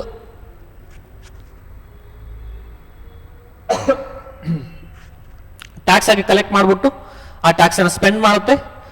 ಇಲ್ಲ ಅಂದ್ರೆ ಗವರ್ಮೆಂಟ್ ಪಬ್ಲಿಕ್ ಕಡೆಯಿಂದ ಕಡಿಮೆ ದುಡ್ಡು ಕಲೆಕ್ಟ್ ಮಾಡಿಬಿಟ್ಟು ಬೇರೆ ಹೊರಗಡೆಯಿಂದ ಸಾಲ ತೆಗೆದು, ಹೊರಗಡೆ ಅಥವಾ ಒಳಗಡೆ, India, with in India, outside India ಸಾಲ ತೆಗೆದು ಖರ್ಚು ಮಾಡುತ್ತೆ. ಯಾವಾಗ ಸಾಲ ತೆಗಿತಾ ಇದೆಯಲ್ಲ ಜಾಸ್ತಿ, ಅವಾಗ ಟ್ಯಾಕ್ಸ್ ಕಡಿಮೆ ಆಗಿರುತ್ತೆ. ಅವಾಗ ನಾವು ಇಂಡೈರೆಕ್ಟ್ಲಿ ಅರ್ಥ ಮಾಡ್ಕೋಬೇಕು, ಮುಂದೆ ನಮಗೆ ಟ್ಯಾಕ್ಸ್ ಜಾಸ್ತಿ ಆಗುತ್ತೆ, ಅದರ ಸಲುವಾಗಿ ನಾವು ಸೇವಿಂಗ್ ಜಾಸ್ತಿ ಮಾಡ್ಬೇಕು ಈಗ. ಅಥವಾ opposite case, vice versa, if the government increases debt today instead of taxes, ಅದು ಟ್ಯಾಕ್ಸ್ ಬಿಟ್ಟು ಡೆಟ್ ಜಾಸ್ತಿ ಆಯ್ತಂದ್ರೆ ರಾಷನಲ್ ಹೌಸ್ ಹೋಲ್ಡ್, ಒಬ್ಬ ಯಾವೇ ಕರೆಕ್ಟ್ ಆಗಿ ಥಿಂಕ್ ಮಾಡುವಂತ ಹೌಸ್ ಹೋಲ್ಡ್ ವಿಲ್ ಫೋರ್ಸಿ ಅಂದ್ರೆ ಮುಂದಾಲೋಚನೆ, ಫ್ಯೂಚರ್ ಟ್ಯಾಕ್ಸ್ ಅಷ್ಟು repay debt and therefore save extra after tax income. ಅಂದ್ರೆ ನಿಮ್ ಮುಂದೆ ಕಟ್ಟೋದು ಬರುತ್ತೆ, ಈಗ ಜಾಸ್ತಿ ಜಾಸ್ತಿ ಸೇವ್ ಮಾಡಿ. Living the aggregate demand is unchanged, demand same ಇರುತ್ತೆ, ಡಿಮ್ಯಾಂಡ್ ಹೆಚ್ಚು ಕಮ್ಮಿ ಆಗಲ್ಲ. This result depends on strong assumption, perfect capital market, full ರಾಷನಾಲಿಟಿ. Okay, ಇದು ಅಸಂಪ್ಷನ್ ಇದೆ, ಒಂದಷ್ಟು ಅಸಂಪ್ಷನ್ ಇದ್ರೆ ಕರೆಕ್ಟ್ ಆಗುತ್ತೆ, ಬಟ್ ಇಲ್ಲಾಂದ್ರೆ ಯಾವಾಗಲೂ ಕರೆಕ್ಟ್ ಆಗಲ್ಲ. ಯಾಕಂದ್ರೆ debt is not always equal to tax, it can't be the neutral part.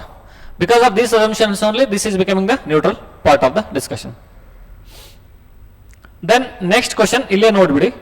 Capital account components of BOP, we call it as BOP, balance of payment. Capital account ಅಲ್ಲಿ ಏನೇನು component ಬರುತ್ತೆ?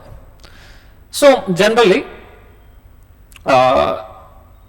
Split ಮಾಡೋದು ಯಾವ ತರ ಮಾಡ್ತೀವಿ, ಒಂದು ಕ್ಯಾಪಿಟಲ್ ಅಕೌಂಟ್, ಒಂದು financial account ಅಂತೇಳಿ.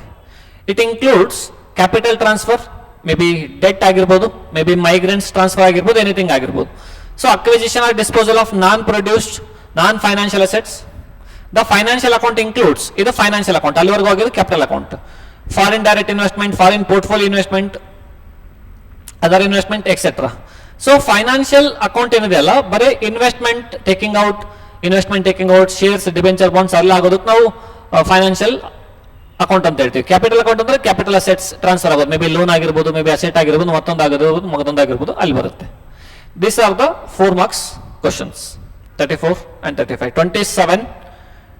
What write about the centrally planned economy? ಇದು ನಿಮ್ಗೆ ಗೊತ್ತಿದೆ. centrally planned economy ಅಂದ್ರೆ an economy in which it is, we call it a socialistic economy. ಯಾವಾಗಲೂ central government will plan what should be done, what to produce, how to produce, when to produce, to whom to produce, what provisions has to be made. So ಆ ತರ ಇದ್ದಾಗ private ಪೀಪಲ್ದು control ಕಡಿಮೆ ಇರುತ್ತೆ. So if you want to see that answer, you can see that answer also here. We call that as even command economy. So government will make what to decide. Major decisions like what to produce, how to produce, whom to produce will be decided by central authority. And earlier it was, we are having 5-year plan, now we are having Niti Ayoga. So advantages ಏನು, ಎಲ್ಲರಿಗೂ ಒಂದಷ್ಟು advantages include potential for rapid mobilization of resources, focus on social goals, equitable distributions, ಒಂದು equality maintain ಆಗುತ್ತೆ ಎಲ್ಲರಲ್ಲೂ. ಏನಿದು ಬಡವರು ಆಗೋದು, ಶ್ರೀಮಂತ ಅದಕ್ಕಿಂತ ಶ್ರೀಮಂತ ಆಗೋದು, ಆ ಕಾನ್ಸೆಪ್ಟ್ ಸ್ವಲ್ಪ ಕಡಿಮೆ ಆಗುತ್ತೆ ಈ ತರ ಇತ್ತಂದ್ರೆ ಸೆಂಟ್ರಲ್ ಪ್ಲಾನ್ಡ್ ಎಕಾನಮಿಲಿ. ಇದರ ಜೊತೆಗೆ ಇನ್ನೊಂದೆರಡು ಎಕಾನಮಿ ಬರುತ್ತೆ, ಕ್ಯಾಪಿಟಲಿಸ್ಟಿಕ್ ಎಕಾನಮಿ ಅಂತೇಳಿ, ಅದು ನಾವು ಪ್ರೈವೇಟ್ ಎಕಾನಮಿ ಅಂತ ಕರಿತೀವಿ.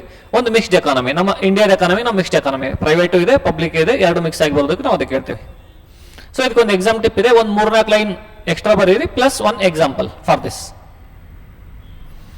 If you want this thing PDF, you please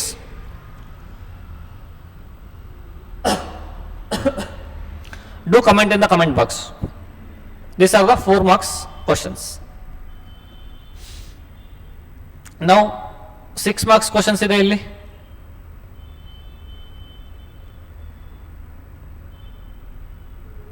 So 6 marks questions ಆಗಿದೆ. ಇಲ್ಲಿ ನೋಡಿ, answer any 3 of the following questions in 20 sentences each. ನೀವು 3 ಕ್ವಶನ್ ಬರಬೇಕು. ಎಷ್ಟು ಕ್ವಶನ್ಸ್ ಇದೆ? 1 2 3 4 5 5 ಪ್ರಶ್ನೆಯಲ್ಲಿ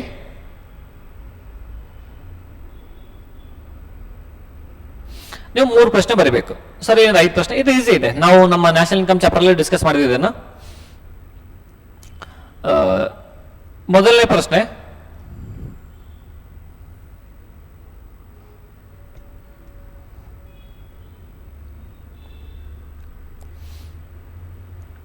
analyze the points of elasticity along the linear demand curve. linear demand curve ಜೊತೆಗೆ points of elasticity ಯಾವ ತರ ಇರುತ್ತೆ? ಈ ಪಾಯಿಂಟ್ ಎಲಾಸ್ಟಿಸಿಟಿ ನಿಮ್ಗೆ ಗೊತ್ತಿದೆ, lower segment divided by upper segment, ಅದೊಂದು ಫಾರ್ಮುಲಾ ಇದೆ. I think you might have already know that, but I'm just revising it. If you see the answer, we have the answer for that. So this is what we call it as along with the linear curve. ಇದೊಂದು linear curve, ಇದು ಅದರ ಜೊತೆಗೆ elasticity ಯಾವ ತರ ಇರುತ್ತೆ. ಇದರ formula ಬಂದ್ಬಿಟ್ಟು lower segment divided by upper segment. Lower segment ಅಂದ್ರೆ ಏನು? ಫಾರ್ ಎಕ್ಸಾಂಪಲ್ ನಾ ಈ ಪಾಯಿಂಟ್ ಅಲ್ಲಿ ತೆಗಿತಾ ಇದ್ರೆ 1, 2 and 3 ಮೂರು ಲೋವರ್ ಸೆಗ್ಮೆಂಟ್ ಇದೆ, ಅಪ್ಪರ್ ಸೆಗ್ಮೆಂಟ್ ಒಂದಿದೆ. So 3/1 is equal to 3. ಅದಕ್ಕೆ ಸಲುವಾಗಿ ನಾವು ಹೇಳ್ತೀವಿ ಈ ಪಾಯಿಂಟ್ ಅಲ್ಲಿ elasticity is more than 1. So ನಾವು ಈ ಪಾಯಿಂಟ್ ಅಲ್ಲಿ ಚೆಕ್ ಮಾಡಿದ್ರೆ, ಈ ಪಾಯಿಂಟ್ ಅಲ್ಲಿ ಚೆಕ್ ಮಾಡುವುದಂದ್ರೆ ಚೆಕ್ ಮಾಡಿ lower segment divided by upper segment. Lower segment is only 1 divided by 1, 2 and 3. 3 upper segment divided by 3 ಮಾಡಿದ್ರೆ 0.33 ಬರುತ್ತೆ. ಅದ್ರ ಸಲುವಾಗಿ ಇದು ಎಲಾಸ್ಟಿಸಿಟಿ ಇಸ್ ಲೆಸ್ ದೆನ್ 1. ಇದು ನಿಮ್ಮ ರೆಗ್ಯುಲರ್ ಕ್ಲಾಸ್ ಅಲ್ಲಿ ಆಗಿದೆ. I am just trying to revise this. So mid point ಅಲ್ಲಿ ಏನ್ ಬರುತ್ತಲ್ಲ ಎಲಾಸ್ಟಿಸಿಟಿ ಈಕ್ವಲ್ ಟು 1. ಯಾಕಂದ್ರೆ 0.5 ಅಂದ್ರೆ 0.5 ಅಂದ್ರೆ 1, 2 and again 1 and 2. 2/2 is equal to 1. So elasticity is equal to 1. ಇಲ್ಲಿ ಏನಾಗುತ್ತೆ? Lower segment is 0 divided by 4 is equal to 0. ಇಲ್ಲಿ full top segment ಅಲ್ಲಿ ಏನಾಗುತ್ತೆ? Lower segment is 4 divided by 1 is equal to infinite, undefined ಅಂತ ಹೇಳಿ value ಬರುತ್ತೆ. ನೀವು ಬೇಕಾದ್ರೆ ಇಲ್ಲಿ ಚೆಕ್ ಮಾಡಿ. 4/0 is equal to undefined. We don't get any value here. But if you see 0/4, the value is 0. So this is what we call it as elasticity along the linear demand curve. ಈ diagram ಹಾಕ್ಬೇಕು ನೀವು exam ಅಲ್ಲಿ. ಈ diagram ಹಾಕ್ಬಿಟ್ಟು ಇದನ್ನ ನೀವು mention ಮಾಡಲೇಬೇಕು.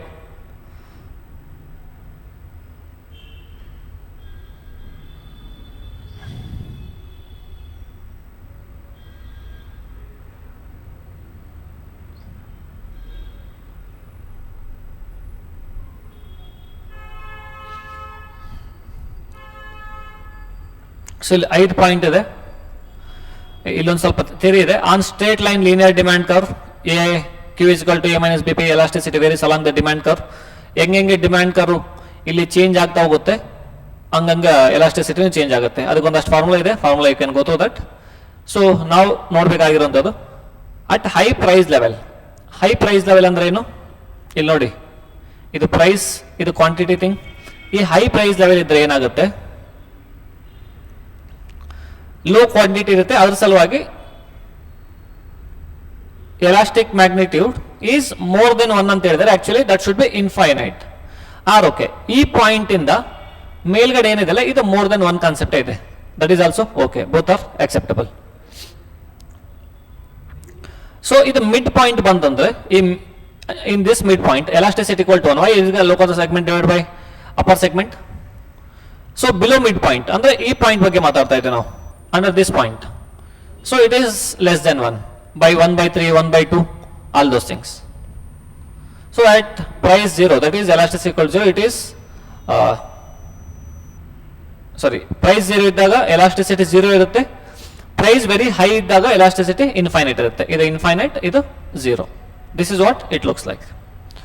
So ಇದು 6 marks question, ಬಹಳ ಈಸಿ ಇದೆ. ನೀವು ಮಾಡಬೇಕಾಗಿರೋದೆಲ್ಲ ಇಷ್ಟೇ. ಈ ಡಯಾಗ್ರಾಮ್ ಡ್ರಾ ಮಾಡಿ. ಸರ್, ಯಾವ ತರ ಡಯಾಗ್ರಾಮ್ ಡ್ರಾ ಮಾಡೋದು? ಸಿಂಪಲ್.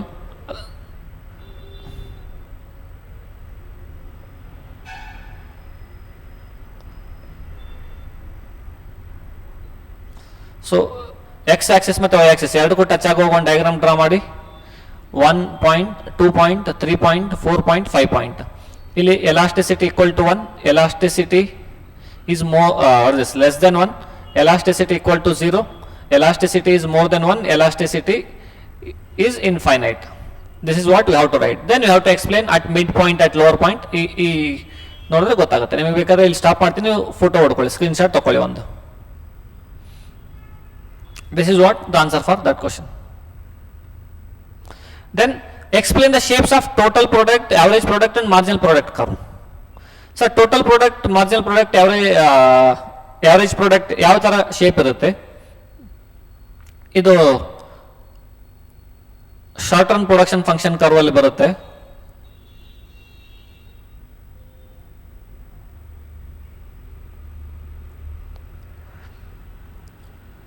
ಜನರಲಿ ಯಾವ ತರ ಇರುತ್ತೆ? Total product initially increasing at increasing rate, then increase ಆಗುತ್ತೆ, ಕಾನ್ಸ್ಟೆಂಟ್ ಆಗುತ್ತೆ, ಇನ್ನು ಕೆಳಗಡೆ ಇಳಿಯುತ್ತೆ. ಮಾರ್ಜಿನಲ್ ಪ್ರಾಡಕ್ಟ್ ಏನಾಗುತ್ತೆ? ಇದು ಸ್ಟಾರ್ಟ್ ಆಗಿ ನೆಗೆಟಿವ್ಗೂ ಹೋಗುತ್ತೆ. ಇದು ಆವರೇಜ್ ಪ್ರಾಡಕ್ಟ್ ಅದಕ್ಕಿಂತ ಕಡಿಮೆ ಇರುತ್ತೆ, ಬಟ್ ಅದು ಯಾವತ್ತೂ 0 ಆಗಲ್ಲ. ಈ ತರ ಇರುತ್ತೆ. ಸೊ ಇದನ್ನ ನೀವು ನೋಡಿದ್ರೆ ಅಂದ್ರೆ ಇದೊಂಥರ ಎಸ್ ಶೇಪ್ ಇದೆ. ಅದ್ರ ಸಲುವಾಗಿ ಈ ಕರ್ವ್ಗೆ ನಾವು ಟೋಟಲ್ ಪ್ರಾಡಕ್ಟ್, ಈ ಕರ್ವ್ಗೆ ನಾವು ಎ ಪಿ, ಈ ಕರ್ವ್ಗೆ ನಾವು ಎಂ ಪಿ ಅಂತ ಕರಿತೀವಿ ನಾವು. ಸೊ ಇಷ್ಟೆಲ್ಲ ತಲೆಗೆ ಇಟ್ಕೊಂಡು ನೀವು ಮುಂದೆ ನೋಡಿ ಗೊತ್ತಾಗುತ್ತೆ ಆನ್ಸರ್. ಟೋಟಲ್ ಪ್ರಾಡಕ್ಟ್ ಕರ್ವ್ ಏನಿದೆ, initial increases at increasing rate. ಇಲ್ಲಿ ನೋಡಿ, increasing at increasing rate due to increasing marginal returns and increases at decreasing rate. ಒಂದು ಸ್ವಲ್ಪ ಕಡಿಮೆಯಿಂದ ಇನ್ಕ್ರೀಸ್ ಆಗುತ್ತೆ. Reaches maximum, it is the maximum and they may fall negative. So T P is S shape, ಇದು ಕೆಳಗಡೆನೂ ಬೀಳುತ್ತೆ. ಅದಾದ್ಮೇಲೆ marginal product as well as average product. Marginal product rises initially, reaches peak, then falls. Marginal product rises initially, reaches peak, then falls. MP cuts AP at AP's maximum. AP ಎಲ್ಲಿ maximum ಇದೆ ಅಲ್ಲ, AP ಎಲ್ಲಿ maximum ಇದೆ ಅಲ್ಲ, ಅಲ್ಲಿ ನಾವು MP cut ಆಗುತ್ತೆ.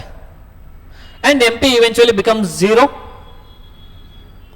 and TP maximum ಇದ್ದಾಗ MP 0 ಆಗುತ್ತೆ, ದೆನ್ ನೆಗೆಟಿವ್ ಆಗಿ TP ಡಿಕ್ಲೇರ್ ಆಗುತ್ತೆ. ಈ ಏನು TP ಡೌನ್ ಗ್ರೇಡ್ ಫಾಲಿಂಗ್ ಇದೆಯಲ್ಲ, ಇದು ಈ ಪೋರ್ಷನ್ ಅಷ್ಟೇ, ಎಂ ಪಿ ಕೆಳಗಡೆ ಬೀಳ್ತಾ ಇರೋ ಪೋರ್ಷನ್. ಈ falling portion of T P is negative portion of M P.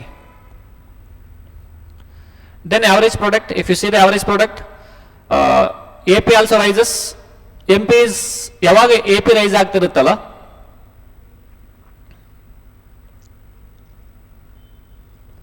ಯಾವಾಗ ಎ ಪಿ ರೈಸ್ ಆಗುತ್ತೆ ಅವಾಗ ಎಂ ಪಿ ಎ ಪಿಗಿಂತ ಜಾಸ್ತಿ ಇರುತ್ತೆ. ಇದು ಎಂ ಪಿ, ಇಲ್ಲಿ ನೋಡಿ ರೆಡ್ ಕಲರ್ ಇರೋದು ಎಂ ಪಿ, ಅಂಡ್ ಈಗ ನಾವು ಗ್ರೀನ್ ಕಲರ್ ಅಲ್ಲಿ ಹೈಲೈಟ್ ಮಾಡ್ತಾ ಇರೋದು A P.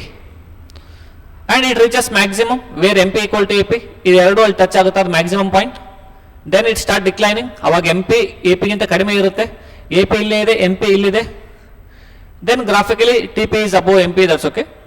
Diminishing returns of reasons for downturn. This is what the question of answer for the question. Understood?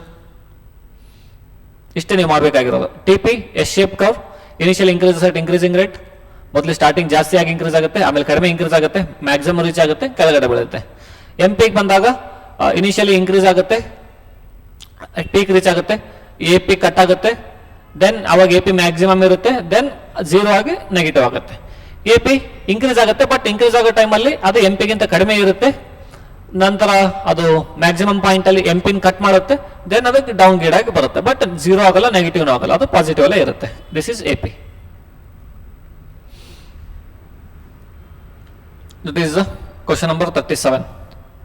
Then 38, I think we discussed in the main our discussion part, but I am still discussing it now. Suppose the GDP of country in a particular year was 2000 crores, NFIA was 200, depreciation is 350. ನೀವು ನಮ್ಮ national income accounting chapter video ನೋಡಿಲ್ಲ ಅಂದ್ರೆ ಅದೊಂದು ನೋಡಿ, ಅದು 1 hour ಮತ್ತೆ 1 hour 50 minutes ಇಂದ 2 video ಇದೆ.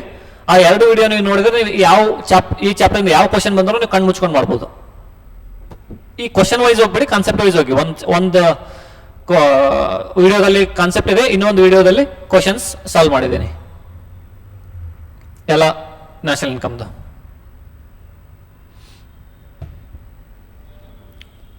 ಸೊ ಇಲ್ಲಿ ಏನ್ ಕೊಟ್ಟಿದ್ದಾರೆ, ಇದ್ರ ಮೇಲೆ ಫೋಕಸ್ ಮಾಡುವ ಈಗ.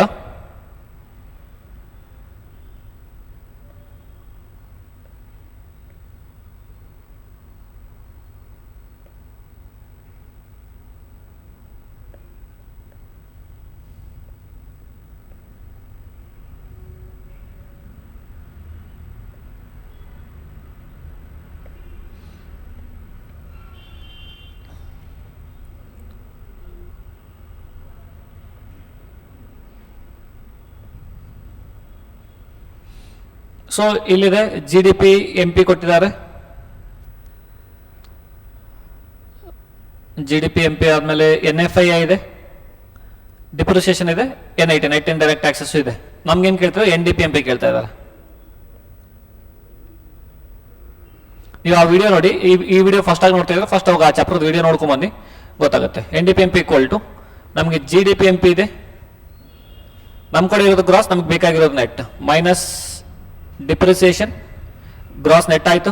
ಡೊಮೆಸ್ಟಿಕ್ ಪ್ರಾಡಕ್ಟ್ ಸೇಮ್ ಇದೆ, ಮಾರ್ಕೆಟ್ ಪ್ರೈಸ್ ಸೇಮ್ ಇದೆ. ಅಂದರೆ ಜಿ ಡಿ ಪಿ ಇದ್ದಿದ್ದು 2000 ಇದೆ, ಮೈನಸ್ ಡಿಪ್ರಿಸಿಯೇಷನ್ ಬಂದಿದ್ದು ಎಷ್ಟಿದೆ, ಡಿಪ್ರಿಸಿಯೇಷನ್ ಇರೋದು ಎಲ್ಲಿದೆ, depreciation 350.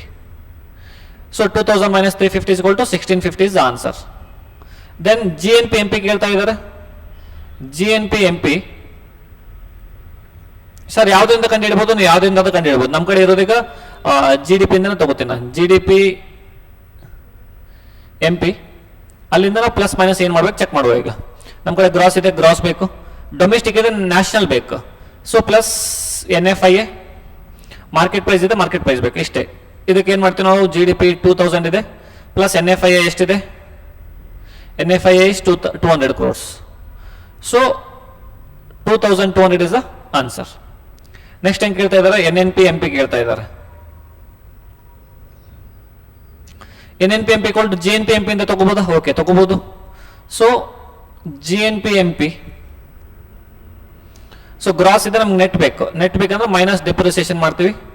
Net national product, market price ಎಷ್ಟೇ ಸೇಮ್ ಇದೆ. So GNP MP is equal to 2200 minus depreciation equal to 350. ಎಷ್ಟು ಬರುತ್ತೆ? 1800 ಅಲ್ಲ, ಇಲ್ಲಿ 200 ಹೋಯ್ತು, 150, 1850 ಆಗುತ್ತೆ. Is what NNP MP. ನಮ್ಗೆ ಲಾಸ್ಟ್ ಇರೋದು, ಲಾಸ್ಟ್ ಅಲ್ಲ, fourth question is NNP FC.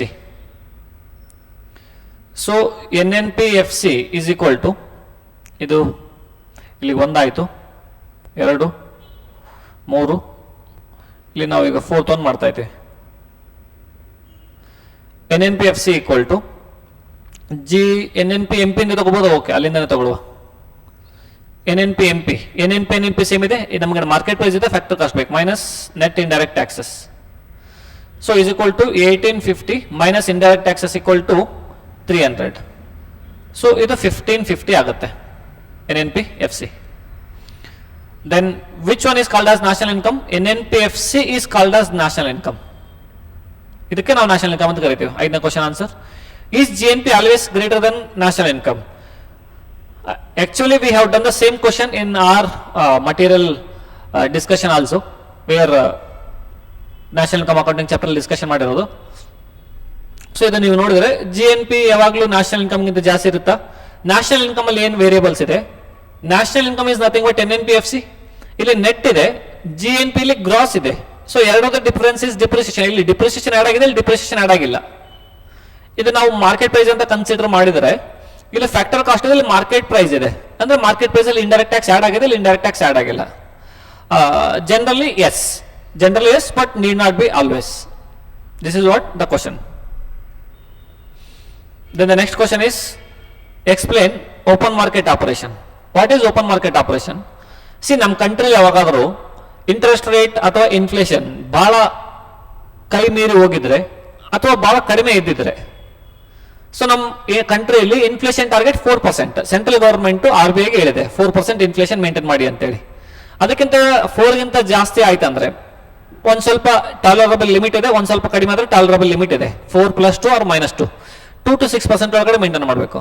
For example, ನಮ್ಮಲ್ಲಿ ಇನ್ಫ್ಲೇಷನ್ ಇರೋದು 7% ಅಂತ ಇಟ್ಕೊಳ್ಳಿ, ಅದನ್ನ ನಾವು ಕಡಿಮೆ ಮಾಡ್ಬೇಕೀಗ. ಏನು ಕಡಿಮೆ ಇನ್ಫ್ಲೇಷನ್ ಮಾಡ್ಬೇಕು ಸರ್? ಯಾವ ತರ ಕಡಿಮೆ ಇನ್ಫ್ಲೇಷನ್ ಮಾಡಬೇಕು? ಇನ್ಫ್ಲೇಷನ್ ಕಡಿಮೆ ಮಾಡ್ಬೇಕಂದ್ರೆ it is nothing but, inflation ಯಾಕಾಗುತ್ತೆ? Rise in the prices of goods is inflation. Sir, what is rise in the prices of goods? ನನ್ನ ಹತ್ರ 5 ಪೆನ್ ಇದೆ, 10 ಕಸ್ಟಮರ್ಸ್ ಇದ್ದಾರೆ. ನಾನು ಹೇಳ್ತೀನಿ ಸರ್ ಪೆನ್ 100 ರೂಪಾಯಿ. ಇನ್ನೊಬ್ಬ ಹೇಳ್ತಾನೆ ಸರ್ ನಾವು 110 ರೂಪಾಯಿ ಕೊಡ್ತೇನೆ, ನಂಗೆ ಕೊಡಿ. ಇನ್ನೊಬ್ಬ ಹೇಳ್ತಾನೆ ಸರ್ 120 ಕೊಡ್ತೀನಿ, 150 ಕೊಡ್ತೀನಿ, 200. ಈ ತರ ಜಾಸ್ತಿ ಆಗಿದ್ದಕ್ಕೆ ನಂಗೆ ಇನ್ಫ್ಲೇಷನ್ ಜಾಸ್ತಿ ಆಗ್ತಾ ಇದೆ. ಸೊ ಅದಕ್ಕೆ ಏನ್ ಮಾಡ್ಬೇಕು ನಾವು? ಜನರ ಕಡೆ ಮನಿ ಸಪ್ಲೈನ ಕಡಿಮೆ ಆಗ್ಬೇಕು. Availability of money should come down with the customers, public. ಅದಕ್ಕೆ ಏನ್ ಮಾಡುತ್ತೆ ಓಪನ್ ಮಾರ್ಕೆಟ್ ಆಪರೇಷನ್ ಅಲ್ಲಿ? RBI ಗವರ್ನಮೆಂಟ್ ಸೆಕ್ಯೂರಿಟೀಸ್ ನ ಸೆಲ್ ಮಾಡುತ್ತೆ. ಗವರ್ನಮೆಂಟ್ ಸೆಕ್ಯೂರಿಟೀಸ್ ಯಾವಾಗ ಸೆಲ್ ಮಾಡುತ್ತಲ್ಲ RBI, ಅವಾಗ ಪಬ್ಲಿಕ್ ಪರ್ಚೇಸ್ ಮಾಡುತ್ತೆ. ಪಬ್ಲಿಕ್ ಪರ್ಚೇಸ್ ಮಾಡಿದಾಗ ದುಡ್ಡು ಕೊಡಬೇಕು. ಸೊ ಜನರ ಕಡೆ ಇರೋ ಹಣ ಸ್ವಲ್ಪ ಕಡಿಮೆ ಆಗುತ್ತೆ, ಗವರ್ಮೆಂಟ್ ಕಡೆ ಇಲ್ಲ RBI ಕಡೆ ದುಡ್ಡು ಬರುತ್ತೆ. ಅವಾಗ ಸಪ್ಲೈ ಕಡಿಮೆ ಆಗುತ್ತೆ. ಸಪ್ಲೈ ಕಡಿಮೆ ಆದಾಗ ನಾನು 110 ಕೊಡ್ತೀನಿ, ನಾನು 150 ಕೊಡ್ತೀನಿ, ನಾನು 200 ಕೊಡ್ತೀನಿ, ಆ ಕ್ಯಾಟಗರಿ ಡಿಸ್ಕಷನ್ ಬರಲ್ಲ. ಸೊ ಇನ್ಫ್ಲೇಷನ್ ಕಡಿಮೆ ಆಗುತ್ತೆ. ಇಲ್ಲ ಸರ್ ನಾವು ಉಲ್ಟಾ ಮಾಡಬೇಕು. ಸೊ ಇನ್ಫ್ಲೇಷನ್ 3% ಇದೆ, ನಂಗೆ 6% ಮಾಡೋದಿದೆ. ಆ ಟೈಮಲ್ಲಿ ಏನಾಗುತ್ತೆ? ಯಾವಾಗ ಇದಕ್ಕೆ 3% ಇದೆ, ಜನರ ಕಡೆ ದುಡ್ಡಿಲ್ಲ ಪರ್ಚೇಸ್ ಮಾಡ್ಲಿಕ್ಕೆ ಜಾಸ್ತಿ. ಅವಾಗ ಗವರ್ನಮೆಂಟ್ RBI ಏನ್ ಮಾಡುತ್ತೆ? ಆ ಗವರ್ನಮೆಂಟ್ ಸೆಕ್ಯೂರಿಟಿ ಏನ್ ಸೆಲ್ ಮಾಡಿದೆಯಲ್ಲ, ಆ ಎಲ್ಲ ಗವರ್ನಮೆಂಟ್ ಸೆಕ್ಯೂರಿಟಿ ಬೈಬ್ಯಾಕ್ ಮಾಡುತ್ತೆ. ಆ ಬೈಬ್ಯಾಕ್ ಮಾಡ್ತಂದ್ರೆ RBI ಗವರ್ನಮೆಂಟ್ ಸೆಕ್ಯೂರಿಟೀಸ್ ನ ದುಡ್ಡು ವಾಪಸ್ ಪಬ್ಲಿಕ್ ಕೊಡಬೇಕು. ಪಬ್ಲಿಕ್ ದುಡ್ಡು ಹೋಯ್ತು ಅಂದ್ರೆ ದುಡ್ಡು ಜಾಸ್ತಿ ಅವೈಲೇಬಲ್ ಆಯ್ತು, then they can spend more. This is what we call it as open market operation. ನಿಮ್ಗೆ ಆನ್ಸರ್ ಬೇಕಂದ್ರೆ ಇದರ ಆನ್ಸರ್ ಇದೆ, ಇದು ನೀವು ನೋಡಿ.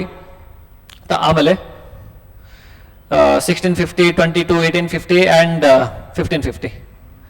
ಇದು 1550 ಬಂತು. National income is equal to NNPFC. Generally GNP market price exceed NNPFC, but depreciation ಎಲ್ಲ ಇದೊಂದು ಸ್ವಲ್ಪ ಓದಿ, ನಿಮಗೆ ಬೇಕಂದ್ರೆ ಇಲ್ಲಿ ಸ್ಕ್ರೀನ್ ಶಾಟ್ ಹೊಡ್ಕೊಳ್ಳಿ ಫೋನ್ದು.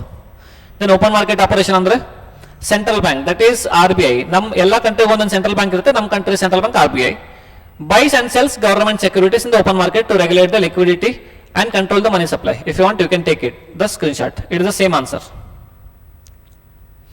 Then next question is simple question only, I feel. Merits and demerits of flexible and fixed exchange rate system. Sir, ಇದು exchange rate system ಅಂದ್ರೆ ಏನು? ನಾನೀಗ ಏನಾದರೂ ಬೇರೆ ಕಂಟ್ರಿಯಿಂದ ಪರ್ಚೇಸ್ ಮಾಡಿದಾಗ, ಫಾರ್ ಎಕ್ಸಾಂಪಲ್ US ಇಂದ ಪರ್ಚೇಸ್ ಮಾಡ್ತೀನಿ ಅಂತ ಇಟ್ಕೊಳ್ಳಿ. US ಅಲ್ಲಿ ಇಂಡಿಯನ್ ರುಪೀಸ್ ಆಕ್ಸೆಪ್ಟಬಲ್ ಇಲ್ಲ, ಅದ್ರ ಸಲುವಾಗಿ ಏನ್ ಮಾಡ್ಬೇಕು, ನಾವು ಡಾಲರ್ಸ್ ಕೊಡಬೇಕು. ಬಟ್ ನಮ್ಮ ಹತ್ರ ಇರೋದು ಇಂಡಿಯನ್ ರುಪೀಸ್ ಇದೆ, ಅದಕ್ಕೆ ಒಂದು ಫೆಸಿಲಿಟಿ ಕೊಟ್ಟಿದೆ RBI. You can convert the rate from Indian rupees to foreign dollars and vice versa. Sir, conversion ಮಾಡಬೇಕಾದಾಗ ನಾನು ಒಂದು ಇಂಡಿಯನ್ ರುಪೀಸ್ ಕೊಟ್ಟರೆ ನಂಗೆ ಎಷ್ಟು ಡಾಲರ್ ಕೊಡ್ತಾರೆ ಅನ್ನೋದೊಂದು ಕಾನ್ಸೆಪ್ಟ್ ಇದೆ.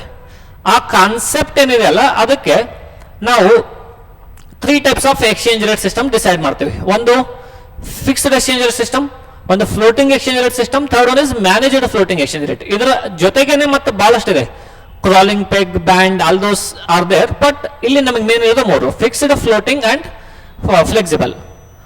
ಫಿಕ್ಸ್ಡ್ ಅಲ್ಲಿ ಏನಾಗುತ್ತೆ, ನಮ್ಮ ಗವರ್ನಮೆಂಟ್ ಮತ್ತೆ ಸೆಂಟ್ರಲ್ ಬ್ಯಾಂಕ್ RBI ಎರಡು ಸೇರಿ ಹೇಳ್ಬಿಡುತ್ತೆ ನಮ್ಮ ಒಂದು ಬೆಲೆ ಇಷ್ಟೇ ಅಂತ ಹೇಳಿ. $1 ಬೆಲೆ 70, $1 ಬೆಲೆ 80, ಪೌಂಡ್ 90. ಬಟ್ ಫ್ಲೆಕ್ಸಿಬಲ್ ಅಲ್ಲಿ ಏನಾಗುತ್ತೆ, ಯಾವ ಗವರ್ನಮೆಂಟ್ ಇಂಟರ್ವೆನ್ಷನ್ ಆಗಲ್ಲ. ಗವರ್ನಮೆಂಟ್ ಇಂಟರ್ವೆನ್ಷನ್ ಆಗಲ್ಲ ಅಂದ್ರೆ ಅವರು ರಿಸರ್ವ್ ಮೇಂಟೈನ್ ಮಾಡೋ ಅವಶ್ಯಕತೆ ಇಲ್ಲ. ಸೊ ಇಲ್ಲಿ ಫಿಕ್ಸ್ಡ್ ಅಲ್ಲಿ ರಿಸರ್ವ್ ಮೇಂಟೈನ್ ಮಾಡಬೇಕು, ಫ್ಲೆಕ್ಸಿಬಲ್ ಮೇಂಟೈನ್ ಮಾಡೋ ಅವಶ್ಯಕತೆ ಇಲ್ಲ. ಯಾವಾಗ ಮೇಂಟೈನ್ ಮಾಡೋ ಅವಶ್ಯಕತೆ ಇಲ್ಲಲ್ಲ. ಸೊ ಮತ್ತೆ ರೇಟ್ ಹೆಂಗ್ ಡಿಸೈಡ್ ಆಗುತ್ತೆ, ಮಾರ್ಕೆಟ್ ಫೋರ್ಸ್ ಡಿಸೈಡ್ ಮಾಡುತ್ತೆ. ಜಾಸ್ತಿ ಡಿಮ್ಯಾಂಡ್ ಇದ್ರೆ ಜಾಸ್ತಿ ಪ್ರೈಸ್ ಆಗುತ್ತೆ, ಡಿಮ್ಯಾಂಡ್ ಕಡಿಮೆ ಆದ್ರೆ ಪ್ರೈಸು ಕಡಿಮೆ ಆಗುತ್ತೆ. This is how it is decided, demand and supply. So some limitations and merits you can go through the answer. ನಿಮಗೆ ಬೇಕಂದ್ರೆ ಇಲ್ಲಿ ನೋಡಿ, ಫ್ಲೆಕ್ಸಿಬಲ್ ಸಿಸ್ಟಮ್ ಇಂದ ಅದಕ್ಕೆ ನಾವು ಫ್ಲೋಟಿಂಗ್ ಸಿಸ್ಟಮ್ ಅಂತೀವಿ. ಅದ್ರ ಮೆರಿಟ್ಸ್ ಅಂದ್ರೆ automatic adjustment, external shock, money monetary framework autonomy, no need to for large reserves, current account adjustments via currency movements. Demerits ಬಂದ್ರೆ ಮೋರ್ ವಾಲಿಟಿಲಿಟಿ ಅಂದ್ರೆ fluctuations, uncertainty for traders and investors, possible speculative attacks. Speculative ಅಂದ್ರೆ ನಾವು ಈಗ share market ಅಲ್ಲಿ ಮಾಡ್ತೀವಲ್ಲ, ಜಾಸ್ತಿ ಆಗೋದು ಕಡಿಮೆ ಆಗೋದು, ಬುಲ್ ಬಿಯರ್, ಅದಕ್ಕೆ ಹೇಳ್ತೀವಿ. ಫಿಕ್ಸ್ಡ್ ಎಕ್ಸ್ಚೇಂಜ್ ರೇಟ್ ಮೆರಿಟ್ಸ್ ಬಂತಂದ್ರೆ ಸ್ಟೆಬಿಲಿಟಿ ಇರುತ್ತೆ ಟ್ರೇಡ್ ಮತ್ತೆ ಇನ್ವೆಸ್ಟ್ಮೆಂಟ್ ಅಲ್ಲಿ. ಯಾಂಕರ್ ಇನ್ಫ್ಲೇಷನ್ ಎಕ್ಸ್ಪೆಕ್ಟೇಷನ್ಸ್, ಪ್ರಿಡಿಕ್ಟಬಿಲಿಟಿ ಕಡಿಮೆ ಆಗುತ್ತೆ. ನಾವು ಪ್ರಿಡಿಕ್ಷನ್ ಮಾಡಬಹುದು ಎಷ್ಟಾಗುತ್ತೆ ಅಂತ ಹೇಳಿ. ಡಿಮೆರಿಟ್ಸ್ ಅಂದ್ರೆ ನಮಗೆ ಲಾರ್ಜ್ ಫಾರೆಕ್ಸ್ ರಿಸರ್ವ್ಸ್ ಬೇಕು ಮೇಂಟೈನ್ ಮಾಡ್ಲಿಕ್ಕೆ. ನಾನು ಇದು ಪೇಪರ್ ಡಿಸ್ಕಷನ್ ಮಾಡ್ತಾ ಇದ್ದೀನಿ, ಫುಲ್ ಕಾನ್ಸೆಪ್ಟ್ ಡಿಸ್ಕಸ್ ಮಾಡ್ತಾ ಇಲ್ಲ. ನಿಮಗೆ ಕಾನ್ಸೆಪ್ಟ್ ಡಿಸ್ಕಷನ್ ಬೇಕಾದ್ರೆ ನಮ್ದು ಚಾಪ್ಟರ್ ವಿಡಿಯೋದಲ್ಲಿ ಹೋಗಿ ನೋಡಿ. ಇಂಡಿಪೆಂಡೆಂಟ್ ಮಾನಿಟರಿ ಪಾಲಿಸಿ ಇದೆಲ್ಲ ಇಟ್ಕೋಬೇಕು. ಸೊ ನಿಮಗೆ ಬೇಕಂದ್ರೆ managed or direct float or hybrid float ಅನ್ನು ನೀವು ಟಚ್ ಮಾಡಬಹುದು ಬೇಕಾಯ್ತಂದ್ರೆ. ಮ್ಯಾನೇಜ್ಡ್ ಫ್ಲೋಟ್ ಅಂದ್ರೆ ಏನು, ಒಂದ್ ಸ್ವಲ್ಪ ಫಿಕ್ಸ್ಡ್ ಇರುತ್ತೆ, ಒಂದ್ ಸ್ವಲ್ಪ ಫ್ಲೋಟಿಂಗ್ ಇರುತ್ತೆ. ಒಂದು ಬ್ಯಾಂಡ್ ಫಿಕ್ಸ್ ಮಾಡ್ತಾರೆ, ಅದರ ಜೊತೆಗಡೆ ಫ್ಲೋಟಿಂಗ್ ಮಾಡುತ್ತೆ. These are some 6 marks questions. 4 marks and 6 marks are done. ಕೊನೆಯದಾಗಿ ನಮ್ದು ಉಳಿದಿರೋದು 5 marks question. ಸರ್ ನಾವು ಎಷ್ಟು ಆನ್ಸರ್ ಮಾಡಬೇಕು, 2 ಕ್ವಶನ್ ಆನ್ಸರ್ ಮಾಡಬೇಕು 5 marks ಕ್ವಶನ್ ಅಲ್ಲಿ. ಓನ್ಲಿ 2 questions ಅಷ್ಟು ಬಿ ಆನ್ಸರ್ಡ್.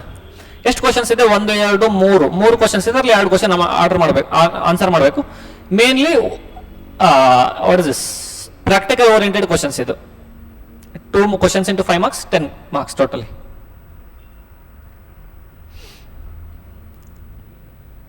ಸೊ ಇದು ಆನ್ಸರ್ ಏನ್ ಮಾಡಬೇಕು ನೋಡಿ. First one, a consumer wants to consume 2 goods. The price of good 1 X is 6 rupees. Price of good X2 is 8 rupees. ಅವನ ಕಡೆ total income ಇರೋದು 120 rupees ಇದೆ. ನೀವು ಜಸ್ಟ್ ಕಾಮನ್ ಸೆನ್ಸ್ ಆಗಿ ಥಿಂಕ್ ಮಾಡಿ, ನನ್ನ ಹತ್ರ 120 rupees ಇದ್ದಾಗ ನನ್ನ ಹತ್ರ 2 ಇದೆ. X1 ಗೂಡ್ ಇದೆ, X2 ಗೂಡ್ ಇದೆ. ಇದರ ರೇಟ್ 6 ರೂಪಾಯಿ ಇದೆ. ಇದರದ ರೇಟ್ ಎಷ್ಟಿದೆ, ಪ್ರೈಸ್ ಇಸ್ 8 rupees. ಸೊ ನಾನು if I consume only X1, how many maximum goods I can consume ಅಂದ್ರೆ ಒಂದಕ್ಕೆ 6 ರೂಪಾಯಿ, ನನ್ನ ಹತ್ರ ಇರೋದು 120 rupees. ಅಂದ್ರೆ ನಂಗೆ 20 ಯೂನಿಟ್ಸ್ ಬರುತ್ತೆ. 6 1s 6, 20s 120. ಇಲ್ಲ ಸರ್ ನಂಗೆ ಇದು ಕನ್ಸಂಪ್ಷನ್ ಮಾಡಲ್ಲ, ನಾನು ಬರೀ 8 ಇದಷ್ಟೇ ಕನ್ಸಂಪ್ಷನ್ ಮಾಡ್ತೇನೆ, ದೆನ್ ಮೇ ಬಿ 16 ಗೂಡ್ಸ್ ಅಷ್ಟೇ ಬರ್ಬೋದು. ಸೊ 120 rupees ಅಲ್ಲಿ ನಾನು ಯಾವ ತರ ಮಿಕ್ಸ್ ಮಾಡ್ಕೋಬಹುದು ಇದು ಕನ್ಸಂಪ್ಷನ್ ಅನ್ನೋದೇ ಕ್ವಶನ್ ಇಲ್ಲಿ ನೋಡಿ. First one, answer the following: how many X1 goods a consumer can consume if entire income is spent on that good. X1 ಗೂಡ್ ಮೇಲೆ ಫುಲ್ ಸ್ಪೆಂಡ್ ಮಾಡಿದರೆ X1 is 6 rupees. 120 divided by 6 equal to 20 units consumption ಮಾಡ್ಬೋದು ಅವನು. X2 goods ತಗೊಂಡ್ರೆ entire units ಅಲ್ಲಿ ತಗೊಂಡ್ರೆ 120 divided by 8 ಎಷ್ಟು ಬರುತ್ತೆ? 16 units. 120 divided by 8, sorry 15 units. You have to, you'll get 15 units. ಎರಡು ತಗೊಂಡ್ರೆ. Is the slope of budget line downward or upward? Budget line in slope ಯಾವ ತರ ಇರುತ್ತೆ? Budget line is like the demand line only. Demand line ಅಂದ್ರೆ ಒಂದು ಇದು ಮಾಡ್ಲಿಕ್ಕೆ ಏನು ಒಂದು ಎಕ್ಸ್ ಜಾಸ್ತಿ ಮಾಡಿದಾಗ ಒಂದು ಇದು ಕಡಿಮೆ ಮಾಡಬೇಕು. ಫಾರ್ ಎಕ್ಸಾಂಪಲ್, ಓಕೆ, ನಾವು ಮುಂದಿನ ಕ್ವಶನ್ ನೋಡಿದಾಗ ಹೋಗುತ್ತೆ. ಈ ಸಿ ಕ್ವಶನ್ ಆಮೇಲೆ ನೋಡುವ. Are the bundles on the budget line are equal to the consumer? Okay, we will see here.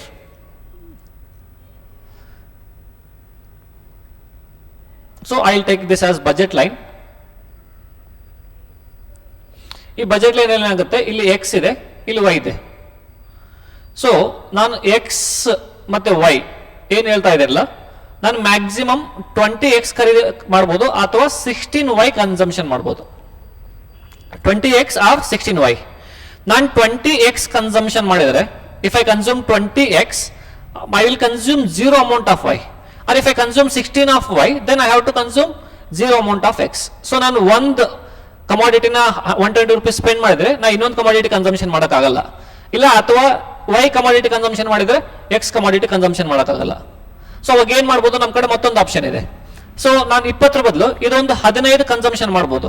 15 ಅಲ್ಲ, ನಾನು ಒಂದು ಪ್ರಾಕ್ಟಿಕಲ್ ಆಸ್ಪೆಕ್ಟ್ ತಗೊಳ್ಳುವ. ಈಗ 120 rupees ನಾ 100 rupees ಎಕ್ಸ್ 1 ಕೊಡ್ತೀನಿ, 20 rupees ಎಕ್ಸ್ 2 ಕೊಡ್ತೀನಿ. 100 ಬೇಡ, 90 rupees ಅಂತ ಇಟ್ಕೊಳ್ಳಿ. ಇದು 30.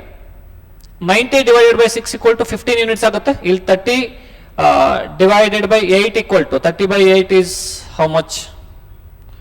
30 by 8. So 3.75. ನಾನು ಕ್ಯಾಲ್ಕುಲೇಷನ್ ಪರವಾಗಿ 4 ತಗೋತಾ ಇದ್ದೀನಿ. ಅಪ್ರಾಕ್ಸ್ಲಿ 4. ಸೊ ಇದು 4 ಆದಾಗ ನಾ ಇಲ್ಲಿ 15 ಇದು ಕನ್ಸಂಪ್ಷನ್ ಮಾಡಿದ್ರೆ ನಾನು ಇನ್ಸ್ಟೆಡ್ ಆಫ್ 15 ಮಾಡಿದ್ರೆ ಇಲ್ಲಿ 4 ತಗೋತೇನೆ. ಇಲ್ಲ, ಇದಕ್ಕಿಂತ ಕಡಿಮೆ ಮಾಡಿದ್ರೆ ಇಲ್ಲೊಂದು ಬರುತ್ತೆ, ಇದಕ್ಕಿಂತ ಕಡಿಮೆ ಮಾಡಿದ್ರೆ ಇದು ಜಾಸ್ತಿ ಮಾಡ್ಬೋದು, ಇದು ಜಾಸ್ತಿ ಮಾಡಿದ್ರೆ ಇದು ಕಡಿಮೆ ಮಾಡ್ಬೇಕು. ಸೊ ಇವೆಲ್ಲ ನಾವು ಏನಂತ ಕರಿತೀವಿ? ನಾವು ಬಂಡಲ್ಸ್ ಅಂತ ಕರಿತೀವಿ. ಸರ್ ಬಂಡಲ್ಸ್ ಏನು? X1 X2 bundle. What is X1 X2 bundle? Either 20,0 or 15,4 or 0,16. So ಇವಕ್ಕೆಲ್ಲ ನಾವು ಬಂಡಲ್ಸ್ ಅಂತ ಕರಿತೀವಿ. ಸೊ ಕ್ವಶನ್ ಕೇಳಿ ಇಲ್ಲಿ, is slope of budget line downward or upward? It is downward sloping. ಯಾಕಂದ್ರೆ ಲೆಫ್ಟ್ ಇಂದ ರೈಟ್ ಗೆ ಬರೋದು ಯಾವಾಗ್ಲೂ ಅದ್ರ ಮೇಲೆ ಡಿಸೈಡ್ ಆಗೋದು. Are the bundles on the budget line equal to the consumer's income or not? Yes, definitely yes. ಯಾಕಂದ್ರೆ ನಾವು ಈ ಬಂಡಲ್ಗಾದ್ರೂ ಹೋಗ್ಲಿ, ಈ ಬಂಡಲ್ಗಾದ್ರೂ ಹೋಗ್ಲಿ, ಈ ಬಂಡಲ್ಗಾದ್ರೂ ಹೋಗ್ಲಿ, it is always equal to 120. Sir ಹೆಂಗ್ 120 ಆಗುತ್ತೆ? ಯಾಕಂದ್ರೆ ನಾವು X1 ಇಂದ ಒಂದ್ ಸ್ವಲ್ಪ ಸ್ಯಾಕ್ರಿಫೈಸ್ ಮಾಡ್ತಾ ಇದೀವಿ, ವೈ ಅಲ್ಲ X2 ಒಂದ್ ಸ್ವಲ್ಪ ಜಾಸ್ತಿ ಮಾಡ್ತಾ ಇದೀವಿ. If the consumer wants to have more of X1 good, X2 good has to be given up. Definitely yes. Is it true? Yes, it is true. ಯಾಕಂದ್ರೆ 15 ಇಂದ ನಾವು 20 ಯೂನಿಟ್ಸ್ ಹೋಗ್ಬೇಕಂದಾಗ ನಾ ಮೊದಲು 15 units ಆಫ್ ಎಕ್ಸ್ ತಗೋತಾ ಇದ್ದೆ, ಅವಾಗ 4 units ಆಫ್ X2 ಕನ್ಸಂಪ್ಷನ್ ಮಾಡ್ಬೋದಾಗಿತ್ತು. But ನಾನು 20 units ಹೋದಾಗ definitely I have to give up this many units. That means I can consume only 0 units of X2. X1 is nothing. ಒಂದು sacrifice ಮಾಡಿದಾಗ ಒಂದು ಜಾಸ್ತಿ ಮಾಡ್ಬೋದು, ಒಂದು ಸ್ಯಾಕ್ರಿಫೈಸ್ ಮಾಡಿದಾಗ ಒಂದು ಕಡಿಮೆ ಮಾಡಬೇಕು. This is what it is there.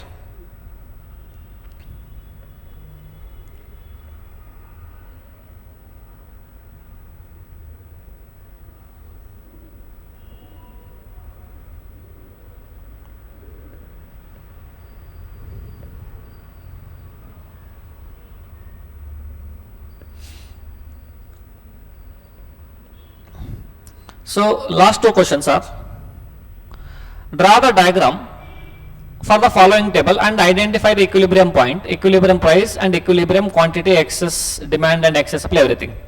So ಇಲ್ಲಿ ನಾವು ಡಿಮ್ಯಾಂಡ್ ಅಂಡ್ ಸಪ್ಲೈ ಹಾಕುವ, ಒಂದು ಕಾಲಮ್ ಇಲ್ಲೇ ಹಾಕುವ. ಸೊ ಇದು ಪ್ರೈಸ್ ಪಾಯಿಂಟ್, ಇದು ಕ್ವಾಂಟಿಟಿ ಪಾಯಿಂಟ್. ಸೊ ಪ್ರೈಸ್ ಏನಿದೆ 1 2 3 4 5 ಇದೆ. 1 2 3 4 5. Okay, we'll change it a bit. 1 2 3 4 and 5. Quantity ಎಷ್ಟಿದೆ? ಮಿನಿಮಮ್ 20 ಇದೆ, ಮ್ಯಾಕ್ಸಿಮಮ್ 60 ಇದೆ. ಇಲ್ಲೂ 20 ಇದೆ, ಇಲ್ಲೂ 60 ಇದೆ. ಸೊ 10 20 30 40 50 60.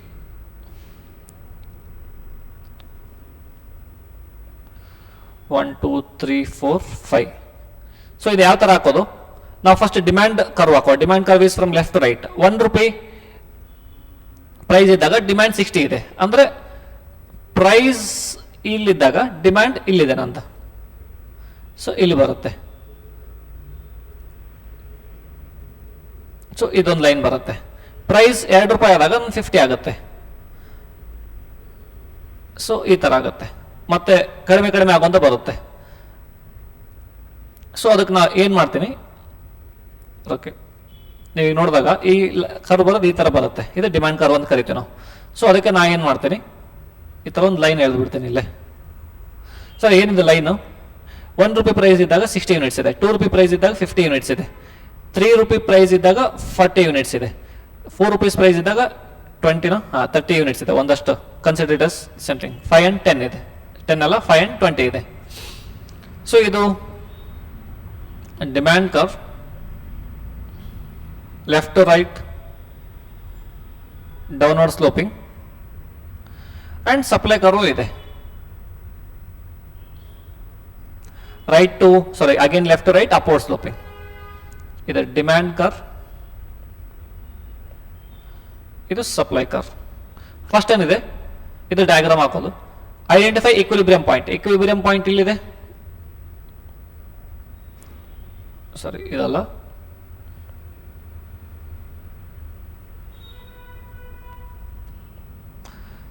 ಈಕ್ವಿಲಿಬ್ರಿಯಂ ಪಾಯಿಂಟ್ ಇಸ್ 40, ಯಾಕಂದ್ರೆ 3 ಅಲ್ಲಿ 40 ಡಿಮ್ಯಾಂಡ್ ಇದೆ, ಡಿಮ್ಯಾಂಡ್ 40 ಯೂನಿಟ್ಸ್ ಇದೆ, ಸಪ್ಲೈನು 40 ಯೂನಿಟ್ಸ್ ಇದೆ. Equilibrium point is 3 rupees. Equilibrium point is 40 units. Equilibrium price is 3 rupees.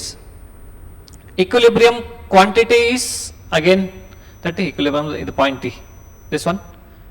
Then excess demand. Demand L ಜಾಸ್ತಿ ಇದೆ ಈ ಕ್ಯಾಟಗರಿಯಲ್ಲಿ. After equilibrium the demand is more. Excess supply ಎಲ್ಲ ಆಗುತ್ತೆ, ಈ ಕ್ಯಾಟಗರಿಯಲ್ಲಿ excess supply ಆಗುತ್ತೆ. Demand ಇಷ್ಟಿದೆ. For example, if I draw that 2 rupees ಇದ್ದಾಗ ಏನಾಗುತ್ತೆ,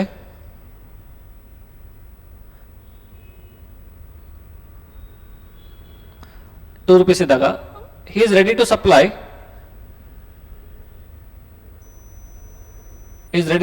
only 30 units, but people are ready to buy 50. ಈ ಕ್ಯಾಟಗರಿಯಲ್ಲಿ ನಾವು ಎಕ್ಸೆಸ್ ಡಿಮ್ಯಾಂಡ್ ಅಂತ ಹೇಳ್ತೀವಿ, ಈ ಕ್ಯಾಟಗರಿ ನಾವು ಎಕ್ಸೆಸ್ ಸಪ್ಲೈ ಅಂತ ಹೇಳ್ತೀವಿ. That is how it is there. So price 1-2 is excess demand, price 4-5 is excess supply. This is equilibrium price, equilibrium quantity, equilibrium what is this point, ಮೂರು ಎಲ್ಲ ಅಲ್ಲಿ ಬರುತ್ತೆ. Then missing values in the following table. Sorry, the missing values in the following table you ನೋಡಿ, ಇದು again national income chapter ಇಂದ ಬರೋದು. ನಾವು ಇದಕ್ಕೆ ವ್ಯಾಲ್ಯೂ ಆಡೆಡ್ ಮೆಥಡ್ ಅಂತೇಳಿ ಕರಿತೀವಿ. ಸರ್ ಇದು value added method means intermediary consumption plus ಎಷ್ಟು ವ್ಯಾಲ್ಯೂ ಆಡೆಡ್ ಮಾಡ್ತೀವಲ್ಲ is equal to total product ಆಗುತ್ತೆ. ಸೊ ಇಂಟರ್ಮೀಡಿಯರಿ ಕನ್ಸಂಪ್ಷನ್ 0 ಇದೆ, ವ್ಯಾಲ್ಯೂ ಆಡೆಡ್ ಇನ್ನೇನು ಕೊಟ್ಟಿಲ್ಲ ಅಂದ್ರೆ ಬ್ಲಾಂಕ್ ಇದೆ. Find out the missing value. So total ಆಗಿದೆ 3500, ಅಂದ್ರೆ 0 ಏನು ಇಲ್ಲ ಆಗೋದಕ್ಕೆ ನಾನು 3500 ರೂಪೀಸ್ ಆಡ್ ಮಾಡಿದ್ದೀನಿ. So total it has become 3500. ಮೊದಲೇ ವ್ಯಾಲ್ಯೂ 3500 ಇತ್ತು, ಪ್ಲಸ್ 1300 ಆಡ್ ಮಾಡಿದ್ದೀನಿ, ಇಟ್ ಈಸ್ 4800. ನಮ್ಮ ಹತ್ರ ಮೊದಲು ಎಷ್ಟಿತ್ತು ಗೊತ್ತಿಲ್ಲ, ಬಟ್ ನಾವು ವ್ಯಾಲ್ಯೂಯೇಷನ್ ಮಾಡೋದು 4200, ಬಟ್ ಆಗಿರೋದು ಲಾಸ್ಟ್ಗೆ 6000 minus, okay, if I take it as x plus 1200 equal to 6000. Sir ಏನದು x plus 1200? ಸೊ 6000 ಮೈನಸ್ 1200 ಮಾಡಿದ್ರೆ 4800 ಮಾಡಿದ್ರೆ ಅದಕ್ಕೆ ನಾವು ಇದು ಹೇಳ್ತೀವಿ. ದೆನ್ ಇದು 6000 ಇದೆ, ಇಂಟರ್ಮೀಡಿಯೇಟ್ ಕನ್ಸಂಪ್ಷನ್ 1000 ಆಡ್ ಆಗಿದೆ, ಸೊ ಟೋಟಲಿ 7000 ಆಗಿದೆ. Gross value added equal to 3500 plus 1300 plus 1200 plus 1000 ಎಷ್ಟಾಗುತ್ತೆ? 2, 3, 3500, 7000 ಆಗುತ್ತೆ. This is what answer for all these questions. Here 6, 8, 120 ಇದೆ, 20 units, 15 units. Slope of the budget line is downwards. Yes, that is exhausted consumer income. Yes, it is true. We have to sacrifice some things. Illeniದೆ ಇದೆ same diagram. Find out the missing value. The first one is 3500, 4800, again 4800, and 7000. 3500, 4800, 4800, 7000. Again, value addition ಬಂದ್ರೆ ಇದು 7000 ಇದೆ GB gross value added. It is also 7000. This is your model question paper 1. So 1 mark and 2 marks question you can log into our website and you can access our question and answers of this 1 mark and 2 mark and from there.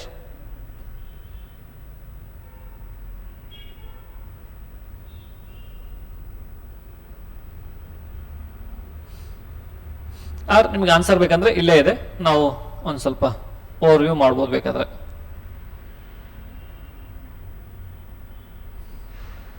Ordinal utility ಇತ್ತಂದ್ರೆ that will express only the ranks.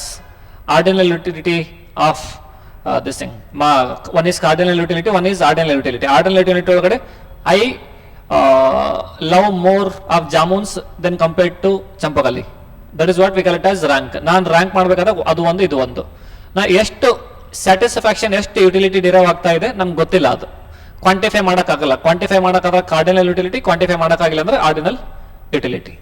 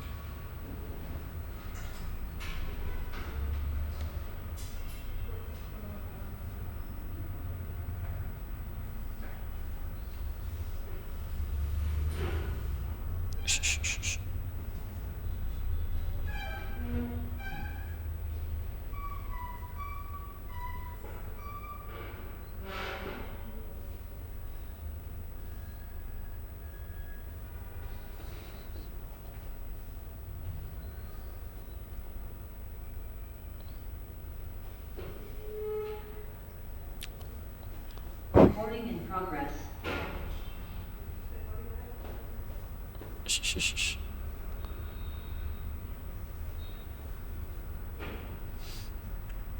So next again they are talking about Cobb-Douglas production function. You should remember the Cobb-Douglas production function. So next question is, a bookseller sells 40 books at price of 20. One book in a ಬೆಲೆ 20 ರೂಪಾಯಿ ಇದೆ, 40 books ಇಂದ ಎಷ್ಟಾಗುತ್ತೆ? Total 800. 40 multiplied by 20, 800. RBI generally directly deals with the banks, commercial banks and other banks, but does not directly deals with general public. Easy availability of credit encourages more investment because higher the credit, higher the investment that is made by business sector. Fill in the blanks. In reality, all the economies are mixed economy. ನಮಗೆ full what is this? Socialistic economy ಅಥವಾ capitalistic economy ಎರಡು full ಆಗಿ ಸಿಗಲ್ಲ. Either it is socialistic or mixed economy. 95% is mixed economies only. What is one satisfying capacity of a commodity? We call it as utility. Utility ಅಂದ್ರೆ satisfaction in utility ಅಂತ ಹೇಳ್ತೀವಿ. Dash is determined at the point where the demand for labor and supply of labor curves intersect. Wage is determined as a point. ಎಲ್ಲಿ ನಮಗೆ demand ಮತ್ತೆ supply match ಆಗುತ್ತಲ್ಲ ಅದಕ್ಕೆ ನಾವು wage ಅಂತ ಹೇಳಿ ಕರಿತೀವಿ. Net contribution made by the firm is called as value added. 100 rupees ಮೊದಲಿತ್ತು, ಈಗ 300 ಆಗಿದೆ. ಎಷ್ಟು ಕಾಂಟ್ರಿಬ್ಯೂಷನ್ ಆಡ್ ಆಗಿದೆ? 200. It is called as value added. An increase in the price of foreign currency in terms of domestic currency is called as depreciation. Now, what is increase? If I say rupees 80 per dollar, ಈಗ rupees 90 per dollar ಆಯ್ತು ಅಂತ ಇಟ್ಕೊಳ್ಳಿ. ಈಗ ಇದು increase ಆಗೈತೆ in terms of domestic currency. ಇದರ depreciation appreciation ನಮ್ಮ domestic currency ಒಳಗಡೆ ಮೊದಲು ನಾವು $1 80 rupees ಕೊಡ್ತಾ ಇದ್ವಿ, ಈಗ ಸೇಮ್ ಡಾಲರ್ ನಾವು 90 rupees ಕೊಡ್ಬೇಕಂದ್ರೆ ನಮ್ಮ ಇಂಡಿಯನ್ ರುಪೀಸ್ ಬೆಲೆ ಕಡಿಮೆ ಆಗಿದೆ. ಸೊ ಅದಕ್ಕಾಗಿ ಇದಕ್ಕೆ ನಾವೇನಂತ ಕರಿತೀವಿ? ಡಿಪ್ರಿಸಿಯೇಷನ್ ಅಂತ ಕರಿತೀವಿ. Again match the following. Complementary goods are pen and ink. ಒಂದಿಲ್ಲ ಅಂದ್ರೆ ಒಂದು ನಡೆಯಲ್ಲ, ಅದಕ್ಕೆ ನಾವು ಕಾಂಪ್ಲಿಮೆಂಟರಿ ಗೂಡ್ಸ್ ಅಂತ ಕರಿತೀವಿ. So pi is equal to total revenue minus total cost. Domestic service is non-monetary. Aggregate demand function C plus I plus G. It's okay. Managed floating is also called as dirty floating.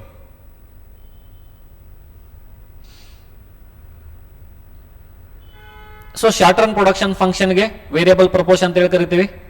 Law of diminishing marginal returns. What is supply?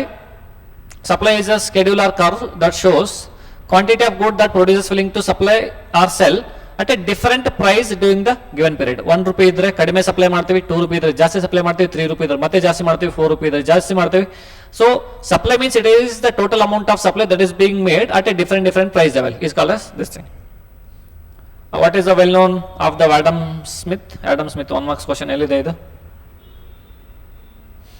Name the well known work of the Adam Smith is The Wealth of the Nation, or it is actually the big name is The Inquiry into Nature and Cause of the Wealth of the Nation. ಅದಕ್ಕೆ ನಾವು wealth of nation ಅಂತ ಕರಿತೀವಿ. Velocity of circulation money is equal to, so what is the velocity of circulation money? Velocity means ಎಷ್ಟು times ಅದು ನಮ್ಮ ಹತ್ರ rotate ಆಗಿ ನಮ್ಮ ಹತ್ರ ಬರುತ್ತೆ. ಫಾರ್ ಎಕ್ಸಾಂಪಲ್, ಒಂದು ವಾರಕ್ಕೆ ನಂಗೆ 700 ರೂಪಾಯಿ ಬೇಕು ಊಟಕ್ಕೆ. ಒಂದು ವಾರಕ್ಕೆ 700 ರೂಪಾಯಿ ಬೇಕಂದ್ರೆ ಒಂದು ತಿಂಗಳಿಗೆ ಎಷ್ಟಾಯ್ತು? ನಂಗೆ 4 ವಾರ ಅಂತ ಇಟ್ಕೊಂಡ್ರೆ 2800, 7 4 28, 7 4 28, 2800 ಬೇಕು.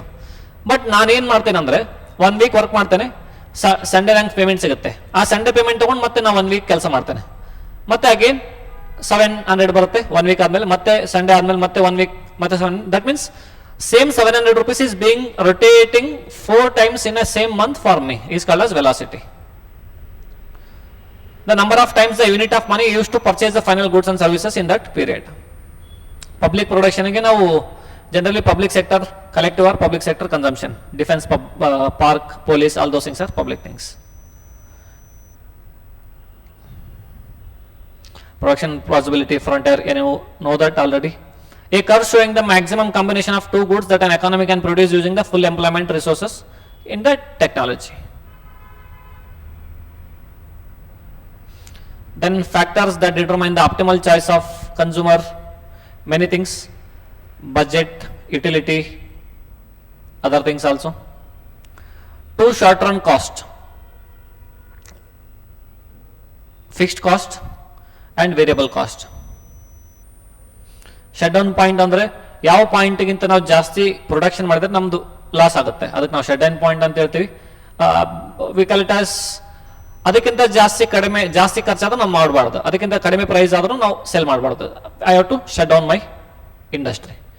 Average variable cost, the firm should shut down if the price falls below ABC. ನಾನು ಖರ್ಚು ಮಾಡೋ ಯಾವರೇಜ್ ಕಾಸ್ಟ್ ಅನ್ನು ರಿಕವರಿ ಮಾಡೋಕ್ಕಾಗತ್ತಿಲ್ಲ ಅಂದ್ರೆ I should shut down my industry. Market supply is equal to ಏನದು ಕ್ವಶನ್, ಇದು question 21. Market supply when the 2 cost produces P minus 15, P minus 20 respectively. You can do it. That is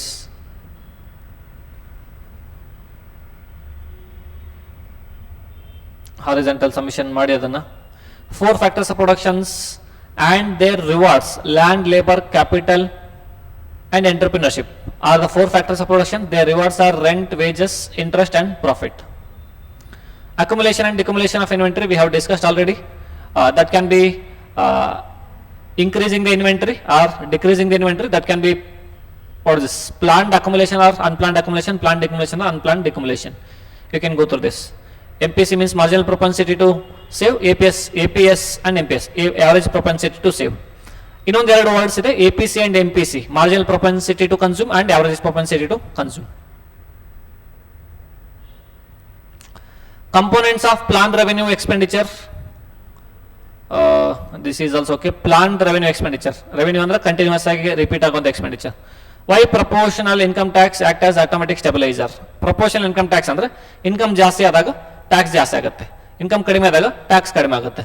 so ಅದಕ್ಕೆ ನಾವು stabilise ಆಗ್ತಾನೆ ಹೋಗುತ್ತೆ. ನೀನ್ ಜಾಸ್ತಿ income earn ಮಾಡಿದ್ರೆ ನಿನ್ ಕಡೆಯಿಂದ ದುಡ್ಡು ಗವರ್ಮೆಂಟ್ ಕಲೆಕ್ಟ್ ಮಾಡಿ ಬಡವರಿಗೆ ಕೊಡುತ್ತೆ. ನೀನ್ ಕಡಿಮೆ ಇನ್ಕಮ್ ಅರ್ನ್ ಮಾಡಿದ್ರೆ ಗವರ್ಮೆಂಟ್ ನಿನ್ ಕಡೆ ದುಡ್ಡೇ ಕಲೆಕ್ಟ್ ಮಾಡಲ್ಲ. This is what we call it as the proportional income tax. It happens. Constant percentage of income. When income falls, tax revenue also falls automatically. When income rises, tax also rises and demand also increases. This is what your model test paper 1. You just watch this video multiple times, mainly 4, 5 and 6 marks question. So you would be securing how many marks? 4, 5, 6, 3 ಆಯ್ತಂದ್ರೆ ಇಲ್ಲಿ 20 plus 18 38 plus 10 48 around 50 marks ಇಲ್ಲೇ cover ಆಗ್ತಾ ಇದೆ. 1 mark fill in the blanks ಅದೊಂದು ಸ್ವಲ್ಪ 50 marks ಇದ್ರ ಜೊತೆಗೆ ಮಾಡಿ. ನಿಮ್ಗೆ ಎಕ್ಸ್ಟ್ರಾ ಇನ್ನೂ ಡೀಟೇಲ್ಸ್ ಬೇಕಂದ್ರೆ you please refer our app. So if you like this video please do like, subscribe and comment on the video. If you have any doubts, do drop a comment in that. So we are happy to assist you. That's it guys. See you in the next video. ಮುಂದಿನ ವಿಡಿಯೋದಲ್ಲಿ ಮಾಡಲ್ paper test paper 2 again ಮಾಡಲ್ test paper 3 answer ತಗೊಂಡು ನಿಮ್ಮ ಮುಂದೆ ಬರ್ತೇನೆ. ಅಲ್ಲಿವರೆಗೂ ಟಾಟಾ, ಬಾಯ್ ಬಾಯ್.